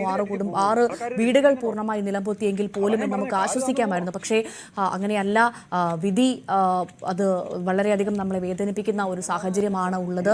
എന്തായാലും സ്റ്റാലിൻ, ഞാൻ തുടക്കത്തിൽ പറഞ്ഞതുപോലെ തന്നെ പ്രകൃതി നേരത്തെ കാണിച്ചു തന്നു ഒരു വലിയ ദുരന്തം വരാൻ പോകുന്നു എന്ന്. അത് തന്നെയാണ് ദൃശ്യങ്ങളിൽ നിന്ന് നമുക്ക് വളരെ വ്യക്തമാകുന്നത്. പക്ഷെ അപ്പോൾ ഇത് വളരെ കാലമായി നടക്കുന്ന ആ ഒരു അശാസ്ത്രീയ നിർമ്മാണത്തിന്റെ തുടർച്ചയാണ് എന്ന കാര്യത്തിൽ സംശയമില്ല അല്ലെ? ഇപ്പോൾ തീർച്ചയായിട്ടും അങ്ങനെ തന്നെയാണ് ഭവ്യ. പ്രത്യേകിച്ചും ഈ ദേശീയപാത കടന്നു പോകുന്ന പ്രദേശങ്ങളിലെല്ലാം, പ്രത്യേകിച്ചും ഹൈറേഞ്ച് മേഖലയിലെ നേര്യമംഗലം മുതൽ ഉള്ള ഇടുക്കി ജില്ലയുടെ ഭാഗങ്ങളിലെല്ലാം തന്നെ വലിയ ഉയർന്ന പ്രദേശങ്ങൾ, അതുപോലെ തന്നെ വലിയ മണ്ണിടിച്ചിൽ സാധ്യതയുള്ള പ്രദേശങ്ങൾ, ചെങ്കുത്തായ പ്രദേശങ്ങളിൽ കൂടിയാണ് ഇത് കടന്നു പോകുന്നത്. അതുകൊണ്ട് തന്നെ ഇതിന്റെ നിർമ്മാണത്തിൽ വലിയ തോതിലുള്ള കരുതലും മുൻകരുതലും ഒക്കെ വേണ്ടതാണ്. ഇത് നമ്മൾ എല്ലാ തവണയും നമ്മൾ വാർത്തകൾ ചെയ്യുന്ന ഗ്യാപ്പ് റോഡ് ഒക്കെ ഈ പ്രദേശങ്ങളുടെ ഭാഗങ്ങളെല്ലാം തന്നെ ഈ നിർമ്മാണത്തിൽ വന്നിരിക്കുന്ന അപാധകൾ കൊണ്ട് മാത്രമാണ് ഓരോ പ്രാവശ്യവും ഈ ദുരന്തങ്ങൾ ജനങ്ങൾ ഏറ്റുവാങ്ങേണ്ടി വരുന്നത്. പ്രത്യേകിച്ചും ഹൈറേഞ്ചിലെ മണ്ണിന്റെ സ്ഥിതി വളരെ അറിയാവുന്നവരാണ് ഇവിടുത്തെ പ്രദേശവാസികൾ എന്ന് പറയുന്നത്. അവരെല്ലാവരും ഈ കാര്യങ്ങൾ. ഇപ്പോൾ ഡീൻ കുര്യാക്കോസ് എം പി നമുക്കൊപ്പം ചേരുന്നുണ്ട്. എം പി, നമ്മൾ രാവിലെ തന്നെ വലിയൊരു ദുരന്തത്തിന്റെ വാർത്ത കേട്ടാണ് എഴുന്നേറ്റത്. പക്ഷേ ഏറ്റവും സന്തോഷമുള്ള അല്ലെങ്കിൽ സമാധാനമുള്ള ഒരു കാര്യമെന്ന് പറയുന്നത് 22 കുടുംബങ്ങളെ നേരത്തെ തന്നെ മാറ്റിപ്പാർപ്പിക്കാൻ സാധിച്ചിരുന്നു. ഏറ്റവും പ്രധാനമായി ഞങ്ങൾ പ്രതികരണം തേടിയ ആളുകൾ എല്ലാവരും പറയുന്നത് ഈ ദേശീയപാതയുടെ അശാസ്ത്രീയ നിർമ്മാണം എന്നാണ്. താങ്കൾക്ക് എന്താണ് മനസ്സിലാക്കാൻ സാധിച്ചത്? ഈ കാര്യത്തിൽ ഏതായാലും ഒരു ആശ്വാസകരമായ ഒരു സ്ഥിതിയിൽ ഇപ്പോൾ നിൽക്കുന്നു. ബിജുവിന്റെ ജീവൻ നഷ്ടപ്പെട്ടു എന്നുള്ളത് നമ്മളെ സംബന്ധിച്ചിടത്തോളം ഏറ്റവും വേദനയുള്ള പ്രയാസമുള്ള ഒരു കാര്യമാണ്. ഏതായാലും തുടർ നടപടികളെല്ലാം പുരോഗമിച്ചുകൊണ്ടിരിക്കുകയാണ്. ഞാനിപ്പോൾ അടിമാലിയിൽ തന്നെ ഉണ്ട്. ജില്ലാ കളക്ടറും അതുപോലെ മറ്റ് ഉദ്യോഗസ്ഥരും അതോടൊപ്പം തന്നെ എല്ലാവരും തന്നെ ഇവിടെ തന്നെയുണ്ട്. അപ്പൊ ഈ കാര്യത്തില് തുടർ നടപടികൾ സർക്കാർ തലത്തിൽ വേണ്ടത്ര ഗൗരവത്തോടുകൂടി എടുക്കണം എന്നുള്ളതാണ്. ഇപ്പോ ഇവിടെ ഏതെങ്കിലും തരത്തിലുള്ള അപാകതകൾ സംഭവിച്ചിട്ടുണ്ടോ, ഇനി ഏതെങ്കിലും മറ്റെന്താണ് ഇനി തുടർന്നുള്ള പ്രതിവിധി എന്നുള്ളതിനെ കുറിച്ച് തുടർ ആലോചനയിലൂടെ അല്ലെങ്കിൽ ഈ കാര്യത്തിൽ നമുക്കൊരു തീരുമാനം എടുത്ത് പോകേണ്ടതാണ്. എം പി, 6 കുടുംബങ്ങളുടെ അത്താണികളാണ്, അല്ലെങ്കിൽ അവിടെ ആ ഭാഗത്ത് താമസിക്കുന്നവരെല്ലാം സാധാരണക്കാരായ മനുഷ്യരാണ്. അതിൽ 6 കുടുംബങ്ങളാണ്, അല്ലെങ്കിൽ 6 കുടുംബത്തിന്റെ വീടുകളാണല്ലോ, അവരുടെ സ്വത്തുക്കളാണ് പൂർണ്ണമായും ഇല്ലാതായത്. അവരുടെ പുനരധിവാസമാണ് നമുക്ക് മുൻപിലുള്ള ഏറ്റവും വലിയ ചോദ്യചിഹ്നം. തീർച്ചയായിട്ടും അതിനെ സംബന്ധിച്ചൊക്കെ ഒരു സർക്കാർ തലത്തിലുള്ള ഒരു തീരുമാനം ഉണ്ടാകും. കാരണം സ്വാഭാവികമായിട്ടും ഇതൊരു ഡിസാസ്റ്റർ ആണ്, ഒരു ദുരന്തമാണ്. ആ ഒരു ദുരന്തത്തിൽ എന്തെല്ലാം കാര്യങ്ങളാണോ അതിന്റെ തുടർ നടപടികൾ എന്നുള്ളത്, അവരുടെ എല്ലാവരെയും പുനരധിവാസം ഉറപ്പുവരുത്തണം, നഷ്ടപരിഹാരം കൊടുക്കണം, ഇനി ഒരിക്കലും ഇത്തരത്തിലുള്ള സംഭവങ്ങൾ ആവർത്തിക്കില്ല എന്ന് ഉറപ്പുവരുത്തണം, ഇങ്ങനെയുള്ള കാര്യങ്ങളെല്ലാം ഉണ്ട്. ഇന്നത്തെ ഒരു ദിവസം ഈ ഒരു മാനേജ്മെന്റിന്റെ ഭാഗമായിട്ടുള്ള കാര്യങ്ങൾ കഴിഞ്ഞതിന് ശേഷം ഇപ്പൊ അവരുടെ സേഫ്റ്റിയാണ് ഏറ്റവും പ്രധാനപ്പെട്ടുള്ളത്. അപ്പൊ അവരെല്ലാവരെയും ദുരിതാശ്വാസ ക്യാമ്പിൽ എത്തിച്ചിരിക്കുന്നു. ഇനിയിപ്പോ തുടർന്ന് അവർക്ക് താമസിക്കാൻ, ഇപ്പൊ വീട് നഷ്ടപ്പെട്ട ആളുകൾക്ക് താമസിക്കാനുള്ള മറ്റു സൗകര്യങ്ങൾ ഇന്നലെ തന്നെ ജില്ലാ കളക്ടർ, ബഹുമാനപ്പെട്ട മന്ത്രി ശ്രീ റോഷി കൃഷ്ണൻ ഉൾപ്പെടെയുള്ളവർ എല്ലാവരും നമ്മൾ ചർച്ച നടത്തി. അപ്പൊ അതിന്റെ അടിസ്ഥാനത്തിൽ ഇപ്പോ ഇവിടെ തൊട്ടടുത്ത് ഇലക്ട്രിസിറ്റി ബോർഡിന്റെ ക്വാർട്ടേഴ്സുകൾ വേക്കന്റ് ആയി കിടക്കുന്ന പ്രദേശങ്ങളിലേക്ക് അവരെ മാറ്റി പാർപ്പിക്കണമെന്നുള്ളതാണ് ഏകദേശം ഒരു ധാരണയായിട്ടുള്ളൂ. ഇന്ന് രാവിലെ അവിടെയെല്ലാം സൈറ്റ് ഇൻസ്പെക്ഷൻ നടത്തി താമസയോഗ്യമാണെങ്കിൽ ആ ക്വാർട്ടേഴ്സ് നമുക്ക് പ്രയോജനപ്പെടുത്താൻ കഴിയുമെന്നുള്ളതാണ് ബോധ്യപ്പെട്ടിട്ടുള്ളത്. മറ്റു കാര്യങ്ങൾ ബാക്കി ചർച്ചയിലൂടെ അല്ലെങ്കിൽ ഈ പറയപ്പെടുന്ന നിരീക്ഷണങ്ങളിലൂടെയാണ് തീരുമാനമെടുക്കേണ്ടത്. എം പി, നിലവിൽ ഇപ്പോഴും ആ പ്രദേശത്ത് അപകട സാധ്യതയുണ്ട് എന്നുള്ള റിപ്പോർട്ടുകളൊക്കെ വരുന്നുണ്ട്. നമ്മുടെ പ്രതിനിധികളടക്കം അത് സൂചിപ്പിക്കുന്നുണ്ട്. നമുക്ക് എന്ത് ചെയ്യാൻ സാധിക്കും? വേണ്ടത്ര ശാസ്ത്രീയ പരിശോധന വേണം. ഇപ്പൊ ഈ സമയത്ത് അവിടെ എന്താണ് സംഭവിച്ചിട്ടുള്ളത്, എന്താണ് കാരണം എന്നുള്ളത് ആ ഒരു പരിശോധനയിലൂടെ അന്വേഷിക്കണം. അപ്പൊ അതോടൊപ്പം തന്നെ മറ്റു പ്രദേശങ്ങളിൽ ഇതുപോലെ തന്നെ ചെങ്കുത്തായ എന്താണ് ഈ വിധത്തിലുള്ള നിർമ്മിതികൾ വെട്ടി നമ്മുടെ കട്ടിംഗ് സൈഡ് ആ ഒരു തരത്തിൽ മണ്ണെടുത്തിട്ടുള്ള ഒരു സ്ഥിതി കാണുന്നുണ്ട്. അപ്പൊ അവിടെയെല്ലാം വേണ്ടത്ര സജ്ജീകരണങ്ങളുണ്ടോ, ഇനി അതല്ലെങ്കിൽ ഈ പറയപ്പെടുന്ന പോലെ മണ്ണൊലിപ്പിന് സാധ്യതയുണ്ടോ, ലാൻഡ് സ്ലൈഡിന് സാധ്യതയുണ്ടോ, ഇതൊക്കെ മനസ്സിലാക്കണം. അപ്പൊ ആ ഒരു തരത്തിലുള്ള ഒരു നീക്കങ്ങളിലേക്കാണ് തുടർന്ന് നമ്മൾ പ്രവേശിക്കേണ്ടത്. എം പി, ഒരു കാര്യം കൂടി, ഞങ്ങൾ നേരത്തെ അവിടുത്തെ നാട്ടുകാരോടാവട്ടെ പൊതുപ്രവർത്തകരോടാവട്ടെ എല്ലാവരും സംസാരിച്ചപ്പോൾ എല്ലാവർക്കും ഒറ്റ വാക്കിൽ പറയാനുള്ളത് ഇത് ഈ ദേശീയപാതയുടെ നിർമ്മാണത്തിലുണ്ടായ അശാസ്ത്രീയത തന്നെയാണ് ഈ വലിയ ദുരന്തത്തിന് കാരണമായത്. ഈ അപാകത ഞങ്ങൾ നേരത്തെ ചൂണ്ടിക്കാണിച്ചത്, പക്ഷേ ആരും തിരിഞ്ഞു നോക്കിയില്ല എന്നാണ്, ഒരു അധികൃതരും തിരിഞ്ഞു നോക്കിയില്ല എന്നാണ്. എന്തുകൊണ്ടായിരിക്കും അത്? അത് പരിശോധിക്കപ്പെടട്ടെ. അപ്പൊ അത്തരത്തിലുള്ള കാര്യങ്ങളുണ്ട് എങ്കിൽ നിശ്ചയമായിട്ടും അത് പരിശോധിക്കപ്പെടണമല്ലോ. നമുക്ക് ബോധ്യപ്പെടാവുന്ന കാര്യമേ ഉള്ളൂ. ആ തരത്തിൽ ഏതെങ്കിലും തരത്തിൽ വീഴ്ചകൾ സംഭവിച്ചിട്ടുണ്ടോ, ഇനി അതല്ലെങ്കിൽ ഏതെങ്കിലും തരത്തിലുള്ള മനഃപൂർവ്വമായ കാര്യങ്ങൾ വന്നിട്ടുണ്ടോ, അത് പരിശോധിക്കപ്പെടട്ടെ. അതിനുശേഷം സംസാരിക്കുന്നതാണ് ഉചിതം. MP അവിടെ സ്ഥലത്തുണ്ടോ? ഞാനിപ്പോഴും ഉണ്ട് സ്ഥലത്ത്, ഇന്നലെ രാത്രി മുതൽ ഇവിടെ തന്നെയാണ്. ശരി, വളരെ നന്ദി. ശ്രീ ഡീൻ കുര്യാക്കോസ് MP ആണ് പ്രതികരിച്ചത്. സ്റ്റാലിൻ നമുക്കൊപ്പം തുടരുന്നുണ്ട്. സ്റ്റാലിൻ, MP പറഞ്ഞത് കേട്ട് കാണുമല്ലോ. എന്തായാലും പരിശോധിക്കും എന്നാണ് അദ്ദേഹവും പറയുന്നത്. അശാസ്ത്രീയ നിർമ്മാണം സംഭവിച്ചിട്ടുണ്ടോ, അതുതന്നെയാണോ അല്ലെങ്കിൽ ഈ ഒരു പ്രശ്നത്തിന് കാരണമെന്ന് പരിശോധിക്കുമെന്നാണ് അദ്ദേഹം പറയുന്നത്. അതോടൊപ്പം ഇദ്ദേഹത്തിൻ്റെ ഒരു കുടുംബ പശ്ചാത്തലം അതെന്താണ്? ഈ മരണപ്പെട്ട ബിജുവിൻ്റെ കുടുംബ പശ്ചാത്തലം എന്താണ് സ്റ്റാലിൻ? ഭവ്യ, മരണപ്പെട്ട ബിജു വളരെ സാധുവായ ഒരു മനുഷ്യനാണ്. വളരെ ശാന്തമായ ഒരു ജീവിതം നയിക്കുന്ന ഒരു കുടുംബം. പ്രത്യേകിച്ചും ബിജു അടിമാലി ടൗണിലെ പല ജോലികളും ചെയ്ത് സാധാരണക്കാരുമായി ഇടപെട്ട് പോകുന്ന, എന്നാൽ എല്ലാവരുടെയും കാര്യങ്ങളിൽ ഓടിയെത്തുന്ന ഒരു സ്വഭാവം ഉള്ള ഒരു നല്ല വ്യക്തി ആയിട്ടാണ് നമുക്ക് നാട്ടിലെ എല്ലാവർക്കും വളരെ പ്രിയപ്പെട്ടവനാണ് ഈ ബിജു. ബിജുവിന്റെ മകൻ 1 വർഷം മുമ്പാണ് മരണപ്പെട്ടത്. ക്യാൻസർ ബാധിതനായിരുന്നു. മകള് ഒരാള് ആണ് ഉള്ളത്. അവര് കോട്ടയത്ത് നഴ്സിംഗ് വിദ്യാർത്ഥിയാണ്. എന്തായാലും ഈ കുട്ടി മറ്റാരും ഈ സമയത്ത് സ്ഥലത്ത് ഇല്ലായിരുന്നു. അത് വളരെ ശാന്തമായി പോകുന്ന നല്ല ഒരു കുടുംബം. എല്ലാവർക്കും അഭിപ്രായമുള്ള, എല്ലാവർക്കും സ്നേഹമുള്ള, എല്ലാവർക്കും വളരെ വാത്സല്യമുള്ള ഒരു കുടുംബമാണ്. ബിജുവിന്റെ മകന്റെ ചികിത്സാ കാര്യങ്ങളിലൊക്കെ നാട്ടുകാര് ഒക്കെ വലിയ സഹായങ്ങളായിട്ട് നിന്നിരുന്നു. എന്നാലും 1 വർഷം മുമ്പാണ് ആ മകൻ മരണപ്പെട്ടത്. അങ്ങനെ കഴിയുന്ന ഒരു കുടുംബമാണ്. വളരെ കൂലിപ്പണിയും മറ്റു കാര്യങ്ങളും ഒക്കെ ചെയ്താണ് അവരുടെ കുടുംബം മുന്നോട്ട് പോയിക്കൊണ്ടിരിക്കുന്നത്. സാമ്പത്തികമായി ഒക്കെ വളരെ പിന്നോക്കം നിൽക്കുന്ന, പ്രത്യേകിച്ച് ആ മേഖലയിലുള്ള മിക്കവാറും എല്ലാ കുടുംബങ്ങളും അത്തരത്തിലൊക്കെ തന്നെയാണ്. കോളനി പ്രദേശമാണ്. ആ ജനങ്ങൾ അടുത്തടുത്ത് താമസിക്കുന്ന, വളരെ നാമമാത്ര ഭൂമിയിൽ താമസിക്കുന്നവരാണ്. മറ്റെങ്ങോട്ടും പോകാൻ വഴിയില്ലാത്ത അത്തരത്തിലുള്ള വളരെ നിർദ്ധനരായ കുടുംബമാണ് ആ പ്രദേശങ്ങളിലുള്ളവരെല്ലാവരും ഉള്ളത്. അതുകൊണ്ട് തന്നെ ഇവരുടെ എല്ലാം ജീവിതം ഇപ്പോഴൊരു ചോദ്യചിഹ്നമായിരിക്കുകയാണ്. ഈ ദുരന്തത്തിൽപ്പെട്ടവരെ പോലെ തന്നെ ഇനി ആ പ്രദേശത്ത് താമസിക്കുന്നവരുടെ കാര്യത്തിലും വലിയ പ്രതികൾ നേരിടുന്ന ഒരു സമയമാണ്. അവരെ ഇനി മാറ്റി പാർപ്പിക്കേണ്ട ഒരു സാഹചര്യങ്ങൾ കൂടിയാണ് വരുന്നത്. അത് വലിയ സർക്കാരിനും വലിയ ബാധ്യത വരുന്ന ഒരു കാര്യം തന്നെയാണ്. എന്നാൽ അവരെ അവിടുന്ന് മാറ്റി പാർപ്പിക്കേണ്ട ഒരു സാഹചര്യം കൂടി ഉണ്ടാവും. മറ്റു ആ പ്രദേശങ്ങളിലെല്ലാം തന്നെ ഇത്തരത്തിലുള്ള ദുരന്ത സാധ്യതകൾ ഇനിയും ഏറെ സാധ്യതകളുള്ള ഒരു പ്രദേശം കൂടിയാണ്. എന്തായാലും ഇപ്പം MP സൂചിപ്പിച്ച പോലെ തന്നെ മറ്റു സ്ഥലങ്ങളിലേക്ക് അവരെ നടക്കുന്നു. ദേശീയപാതയുടെ നിർമ്മാണത്തിൽ അന്നും ഇന്നും എല്ലാം ഈ ആളുകളെല്ലാം അവിടെ പറഞ്ഞിട്ടുള്ള കാര്യങ്ങൾ, ഇതിന്റെ നിർമ്മാണത്തിൽ വളരെ കാര്യമായ ശ്രദ്ധ വേണം. അശാസ്ത്രീയമായിട്ടുള്ള നിർമ്മാണ രീതിയാണ് മണ്ണിടിച്ചിലിന്റെ കാര്യത്തിൽ ഉണ്ടാകുന്നത്. JCBയും അതുപോലെയുള്ള മണ്ണ് യന്ത്രങ്ങളൊക്കെ ഉപയോഗിച്ചുള്ള നിർമ്മാണ പ്രവർത്തനങ്ങളിൽ വലിയ തോതിലുള്ള ശ്രദ്ധ വേണം എന്നൊക്കെ പറയുമ്പോഴും അതൊന്നും ശ്രദ്ധിക്കാനുള്ള ഒരു ശ്രമം ഉണ്ടായില്ല. ആകെ ഈ കഴിഞ്ഞ ദിവസം ഉണ്ടായ ഈ മണ്ണിലെ വിള്ളൽ കൊണ്ട് മാത്രമാണ്, അതും പ്രദേശവാസികൾ കണ്ടെത്തിയതാണ്. അത് അധികൃതരെ അറിയിച്ചു, പ്രത്യേകിച്ചും പഞ്ചായത്തിനെയും വില്ലേജ് അധികൃതരെയൊക്കെ അറിയിച്ച് വളരെ പെട്ടെന്നുള്ള ഇന്നലത്തെ ഒരു തീരുമാനമാണ് ദുരന്തത്തിന്റെ വ്യാപ്തി കുറച്ചത്. അതല്ലെങ്കിൽ ഒരു 22-ലധികം കുടുംബങ്ങൾ, ഈ 22 മാത്രമല്ല അതിൽ കൂടുതൽ കുടുംബങ്ങൾ ആ ദുരന്തത്തിൽ പെടുമായിരുന്നു എന്ന് വേണം നമുക്ക് കരുതാൻ. ഭവ്യ, തീർച്ചയായും അത് ഏറെ സമാധാനമുള്ള, ആശ്വാസമുള്ള ഒരു വിവരം തന്നെയാണ്. ഇന്നലെ അവിടുത്തെ ജനപ്രതിനിധികൾ നടത്തിയ ഒരു ഇടപെടൽ അത് പറയാതിരിക്കാൻ സാധിക്കില്ല. കാരണം അല്ലായിരുന്നെങ്കിൽ നമ്മൾ അത്ര വലിയൊരു ദുരന്തത്തിൻ്റെ വാർത്ത ഇന്ന് കേൾക്കണമായിരുന്നു. എന്തായാലും അടിമാലി മണ്ണിടിച്ചിലുമായി ബന്ധപ്പെട്ട് ഒരാൾ മരിച്ചിരിക്കുന്നു എന്നുള്ള ഏറെ ദുഃഖകരമായ വാർത്തയാണ് ഇന്ന് രാവിലെ മുതൽ വന്നുകൊണ്ടിരിക്കുന്നത്. സ്റ്റാലിനാണ് വിവരങ്ങൾ നൽകിയത്.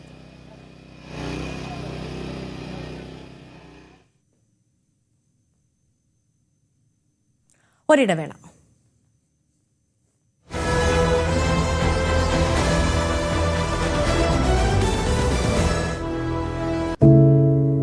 ഒരു മാധ്യമ പ്രവർത്തക എന്ന നിലയ്ക്ക് ഇപ്പോൾ ഏറ്റവും കൂടുതൽ കൈകാര്യം ചെയ്യേണ്ടി വരുന്നത് ലഹരിയുമായി ബന്ധപ്പെട്ട വാർത്തകളാണ്.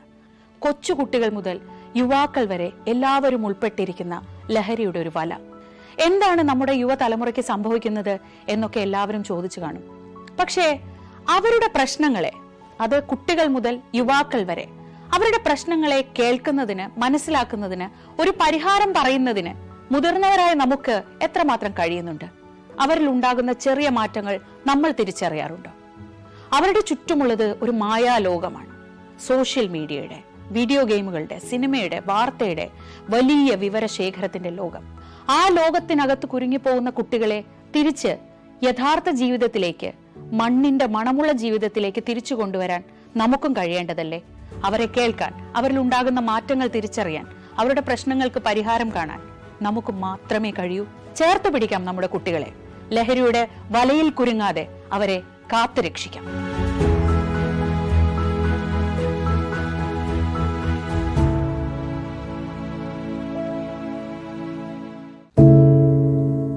എന്തു പറ്റി?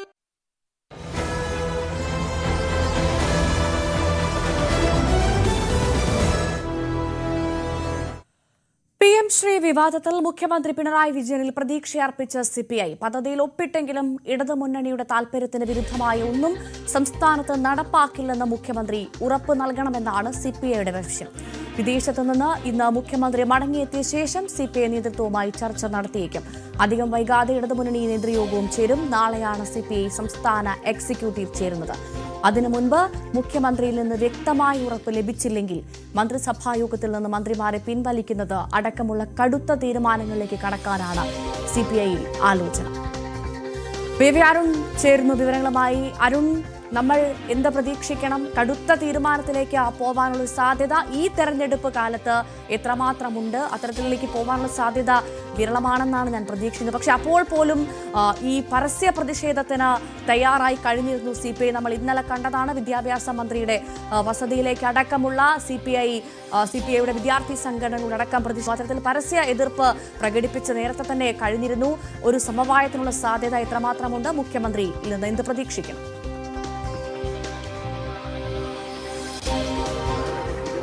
വല്ലാത്തൊരു പ്രതിസന്ധിയിലാണ് സംസ്ഥാനത്ത് ഇടതുമുന്നണിയിലേക്കാൾ ഏറെ പ്രതിസന്ധിയിലാണ് CPI. കാരണം CPI എടുത്തത് അവരുടെ ഏറ്റവും ശക്തമായ നിലപാടാണ്. PMC വിഷയത്തിൽ ഇതെന്തോ ഭരണം, ഇതൊരു സർക്കാരാണോ എന്ന ചോദ്യം CPI കൂടി നയിക്കുന്ന സർക്കാരിനെതിരെ ഉന്നയിച്ചത് CPIയുടെ സംസ്ഥാന സെക്രട്ടറി ബിനോയ് വിശ്വമാണ്. ഒരു തരത്തിലും ഇക്കാര്യത്തിൽ പിന്നോട്ട് പോക്കിന് CPI പ്രഖ്യാപിക്കുമ്പോൾ എങ്ങനെയാണ് പ്രശ്നപരിഹാരം എന്നതാണ് ഇപ്പോൾ മുന്നണി നേതൃത്വം അലട്ടുന്ന പ്രധാനപ്പെട്ട കാര്യം. CPIക്ക് ഇനി ആകെ ആശ്രയിക്കാവുന്ന മുഖ്യമന്ത്രി പിണറായി വിജയനിലാണ്. അപ്പോഴും അവർ വിശ്വസിക്കുന്നുണ്ട് മുഖ്യമന്ത്രി പിണറായി വിജയൻ അറിയാതെ വി ശിവൻകുട്ടി ഇത്തരമൊരു കരാറിൽ ഒപ്പിടില്ല എന്നുള്ളതാണ്. ഒമാനിൽ രാത്രി 8 മണിക്ക് അദ്ദേഹം എത്തുന്ന ഇന്നൊരു കൂടിക്കാഴ്ചയുടെ സാധ്യത വിരളമാണ്. അഥവാ ഉണ്ടായാൽ തന്നെ എന്ത് മറുപടിയാവും? പരമാവധി മുഖ്യമന്ത്രിക്ക് പറയാൻ കഴിയുന്നത് വിദ്യാഭ്യാസ മന്ത്രി പറഞ്ഞതുപോലെ ദേശീയ വിദ്യാഭ്യാസ നയം സംസ്ഥാനം നടപ്പാക്കില്ല. കെ സുരേന്ദ്രന് എതിരെയുള്ള വിമർശനമായി ശിവൻകുട്ടി പറഞ്ഞതുപോലെ ഹെഡ്ഗേവാറിന്റെയും അല്ലെങ്കിൽ അത്തരം RS നേതാക്കളുടെയും ഒന്നും ഒരു നിർദ്ദേശങ്ങളും അല്ലെങ്കിൽ അവരുടെ പ്രത്യയശാസ്ത്രം കേരളത്തിൽ പഠിപ്പിക്കാൻ അനുവദിക്കില്ല എന്നത് മാത്രമാകാം, അത്ര ഉറപ്പ് മാത്രമാകാം മുഖ്യമന്ത്രി നൽകുന്നത്. ഉറപ്പ് മാത്രം വിശ്വസിച്ചുകൊണ്ട് അല്ലെങ്കിൽ ആ ഉറപ്പ് മാത്രം അടിസ്ഥാനമായിക്കൊണ്ട് എങ്ങനെയാകും CPI ഇതുവരെയുള്ള നിലപാടുകളെ മാറ്റിപ്പറയുക? നാളെ അവരുടെ സംസ്ഥാന എക്സിക്യൂട്ടീവ് യോഗം ആലപ്പുഴയിൽ ചേരുകയാണ്. വളരെ പ്രധാനപ്പെട്ട ഒരു ദിവസമാണ്. പുന്നപ്ര വയലാർ അനുസ്മരണ ദിനമാണ് നാളെ ആലപ്പുഴയിൽ. വൈകുന്നേരം മുഖ്യമന്ത്രിയും CPI നേതാക്കളും ഒരുമിച്ച് വേദി പങ്കിടുന്നുമുണ്ട്. വളരെ പ്രധാനപ്പെട്ട ദിവസത്തിൽ ഇടതുമുന്നണി വലിയൊരു പ്രതിസന്ധി നേരിടുകയാണ്. എങ്ങനെയാണ് ഈ വിഷയത്തിൽ നിന്ന് ഇനി CPI പിന്നോട്ട് പോകുന്നത്? എന്ത് ഉറപ്പ് വിശ്വസിച്ചാണ് ഈ ഇപ്പോഴത്തെ നിലപാടിൽ നിന്ന് മന്ത്രിമാർ രാജിവെക്കണമെന്നടക്കമുള്ള നിലപാടുകളാണ് കഴിഞ്ഞ ദിവസം ചേർന്ന സംസ്ഥാന സെക്രട്ടേറിയറ്റ് യോഗത്തിൽ ഉണ്ടായത്. 4 മന്ത്രിമാരും പാർട്ടി പറഞ്ഞാൽ രാജിക്ക് തയ്യാറാണെന്ന് അറിയിച്ചു. മന്ത്രിമാർ രാജിവെക്കണം, അധികം വൈകരുത് എന്നൊരു ആവശ്യം ഉയർത്തിയവരുണ്ട്. CPI ആണ് യഥാർത്ഥ ഇടതുപക്ഷം, പിന്നെ എന്തിനെ മുന്നണി വിട്ട് പോകണമെന്ന് ചോദിച്ചവരുണ്ട്. ഏതായാലും എങ്ങനെയാണ് ഈ പ്രതിസന്ധി മറികടക്കുന്നത് CPIക്ക് വ്യക്തതയില്ല. അപ്പോഴും മുഖ്യമന്ത്രി നൽകുന്ന ഉറപ്പെങ്കിലും മുഖ്യമന്ത്രി ഉറപ്പ് നൽകിയാൽ ഒരു കാരണവശാൽ ഈ പദ്ധതിയിൽ പിന്മാറുക എന്നുള്ളത് അത്ര എളുപ്പമല്ല. സംസ്ഥാന സർക്കാരിനെ സംബന്ധിച്ചിടത്തോളം അത് പിന്മാറണമെങ്കിൽ കേന്ദ്രമാണ് ഇനി തീരുമാനമെടുക്കേണ്ടത്. ആ സാഹചര്യത്തിൽ ഒപ്പിട്ട പദ്ധതിയിൽ നിന്ന് പിന്നോട്ട് പോകാൻ ഒരു കാരണവശാലും സാധ്യമല്ലെന്ന് സംസ്ഥാന സർക്കാരും CPI തിരിച്ചറിയുന്നു. അപ്പോൾ എങ്ങനെയാണ് ഈ പ്രതിസന്ധിക്ക് പരിഹാരം? മുഖ്യമന്ത്രിയുടെ വാക്കിൽ വിശ്വസിച്ചു തന്നെയാകും മുന്നോട്ട് പോവുക എന്നത് ഒരു വഴി മാത്രം CPIക്ക് മുന്നിലുണ്ട്. പക്ഷേ അത് CPIയുടെ സംസ്ഥാന സെക്രട്ടറിയോ അല്ലെങ്കിൽ സംസ്ഥാന നേതൃത്വം മാത്രം തീരുമാനിച്ചാൽ മതിയാവുന്ന ഒന്നല്ല. CPIയുടെ സംസ്ഥാന കൌൺസിൽ നടക്കുന്ന സമയത്താണ് വിവാദം ഉണ്ടാകുന്നത്. അന്ന് കൌൺസിൽ ഒരു ആവശ്യം നേതൃത്വത്തോട് വാങ്ങിയെടുത്തത് പാർട്ടി സംസ്ഥാന കൌൺസിലിന്റെ അനുമതിയില്ലാതെ ഈ വിഷയത്തിൽ ഇനി നിലപാടിൽ നിന്ന് മാറ്റം വരുന്നത്, അതായത് PMC അനുകൂലിക്കുന്ന സംസ്ഥാന സർക്കാർ നിലപാടിൽ മാറ്റം വരുന്നത്. അതുകൊണ്ട് തന്നെ സംസ്ഥാന എക്സിക്യൂട്ടീവ് പ്രധാനപ്പെട്ട ബോഡിയാണ് എങ്കിൽ പോലും സംസ്ഥാന കൌൺസിൽ കൂടി അനുമതി നൽകണം ഈ വിഷയത്തിൽ ഏതെങ്കിലും തരത്തിൽ CPIക്ക് പിന്നോക്കം പോകാൻ. CPI വല്ലാത്ത പ്രതിസന്ധി നേരിടുകയാണ്. നാളത്തെ ആ പ്രതിസന്ധി പരിഹരിക്കാൻ ഇന്നലെ അടക്കം ഒരു യോഗം, ഒരു കൂടിച്ചേരൽ ഉണ്ടായിരുന്നു വിദ്യാഭ്യാസ മന്ത്രിയുടെ അടക്കം നേതൃത്വത്തിൽ. അതുപോലും ഫലം കണ്ടില്ല എന്ന് വ്യക്തമാണ് അല്ലേ? ആ കൂടിക്കാഴ്ച കൊണ്ട് കാര്യമായ ഗുണമുണ്ടായിട്ടില്ല. കാരണം ആ കൂടിക്കാഴ്ചയിൽ പങ്കെടുത്ത മന്ത്രി വി ശിവൻകുട്ടിയാണ്. ശിവൻകുട്ടിയോട് ബിനോയ് വിശ്വം പറഞ്ഞത് ഇത് നയപരമായ തീരുമാനമാണ്, നയപരമായ തീരുമാനം നേതൃത്വം എടുക്കേണ്ടതാണ്. വിദ്യാഭ്യാസ മന്ത്രി മാത്രം പറഞ്ഞതുകൊണ്ട്, വിദ്യാഭ്യാസ മന്ത്രി CPM സംസ്ഥാന സമിതി അംഗം മാത്രമാണ്, അദ്ദേഹം പറഞ്ഞതുകൊണ്ട് മാത്രം തീരുന്ന വിഷയമല്ല. മുന്നണിയെ കബളിപ്പിച്ചുകൊണ്ട് മന്ത്രിസഭയെ പറ്റിച്ചുകൊണ്ട് നടത്തിയ ഒരു നീക്കമാണ് വിദ്യാഭ്യാസ മന്ത്രിയും മുഖ്യമന്ത്രിയുടെ അറിവോടുകൂടി നടത്തിയത്. ആ തീരുമാനം മറികടക്കണമെങ്കിൽ എന്തുകൊണ്ട് അത് മറികടന്നു എന്ന് പറയേണ്ടത് നേതൃത്വമാണ്. അത് നേതൃത്വം എന്ന് പറയുന്നത് മുഖ്യമന്ത്രിയാണ് ഏറ്റവും പ്രധാനപ്പെട്ടയാൾ. മറ്റൊന്ന് CPMന്റെ സംസ്ഥാന സെക്രട്ടറിയാണ്. CPMന്റെ സംസ്ഥാന സെക്രട്ടറി ഈ വിവാദങ്ങൾക്ക് ശേഷം CPI നേതൃത്വം കണ്ടിട്ടില്ല. അവർക്കും നിലപാട് പറയാൻ കഴിയാത്തൊരു സാഹചര്യമുണ്ട്. അതുകൊണ്ട് മുഖ്യമന്ത്രി തന്നെയാണ് മറുപടി പറയേണ്ടത്. അതാണ് CPI പറഞ്ഞു വെക്കുന്നത്. ശിവൻകുട്ടിയോട് നേതൃത്വം സൗഹാർദ്ദപരമായി വ്യക്തിപരമായ സൗഹാർദ്ദം പങ്കിടുമ്പോഴും നിലപാടിൽ നിന്ന് മാറ്റം വന്നിട്ടില്ല. മുഖ്യമന്ത്രി പറയട്ടെ എന്താണ് സംഭവിച്ചത്. അതാണ് അരുൺ, ഈ ഘടകകക്ഷികളെ ഇരുട്ടിൽ നിർത്തിക്കൊണ്ടുള്ള തീരുമാനത്തിൽ നിന്ന് CPM പിന്മാറണമെന്നാണ് നേരത്തെ തന്നെ CPI പറഞ്ഞത്. അപ്പോൾ മുഖ്യമന്ത്രി ഒരു വാക്ക് പറഞ്ഞാൽ ഇരുട്ട് മാറുമോ?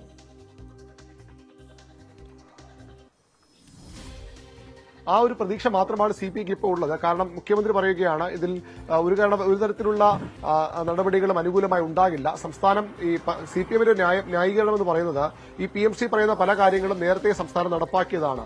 തമിഴ്നാടുമായി കേരളം താരതമ്യം ചെയ്യാൻ കഴിയില്ല. കാരണം തമിഴ്നാട് വളരെയധികം സാമ്പത്തിക ഭദ്രതയുള്ള വരുമാനം മാർഗങ്ങളുള്ള സംസ്ഥാനമാണ്. അവർക്ക് ഈ 1500 കോടിയോ 2000 കോടിയോ എന്ന് പറഞ്ഞാൽ അവർക്ക് അത് പ്രശ്നമുള്ള കാര്യമല്ല.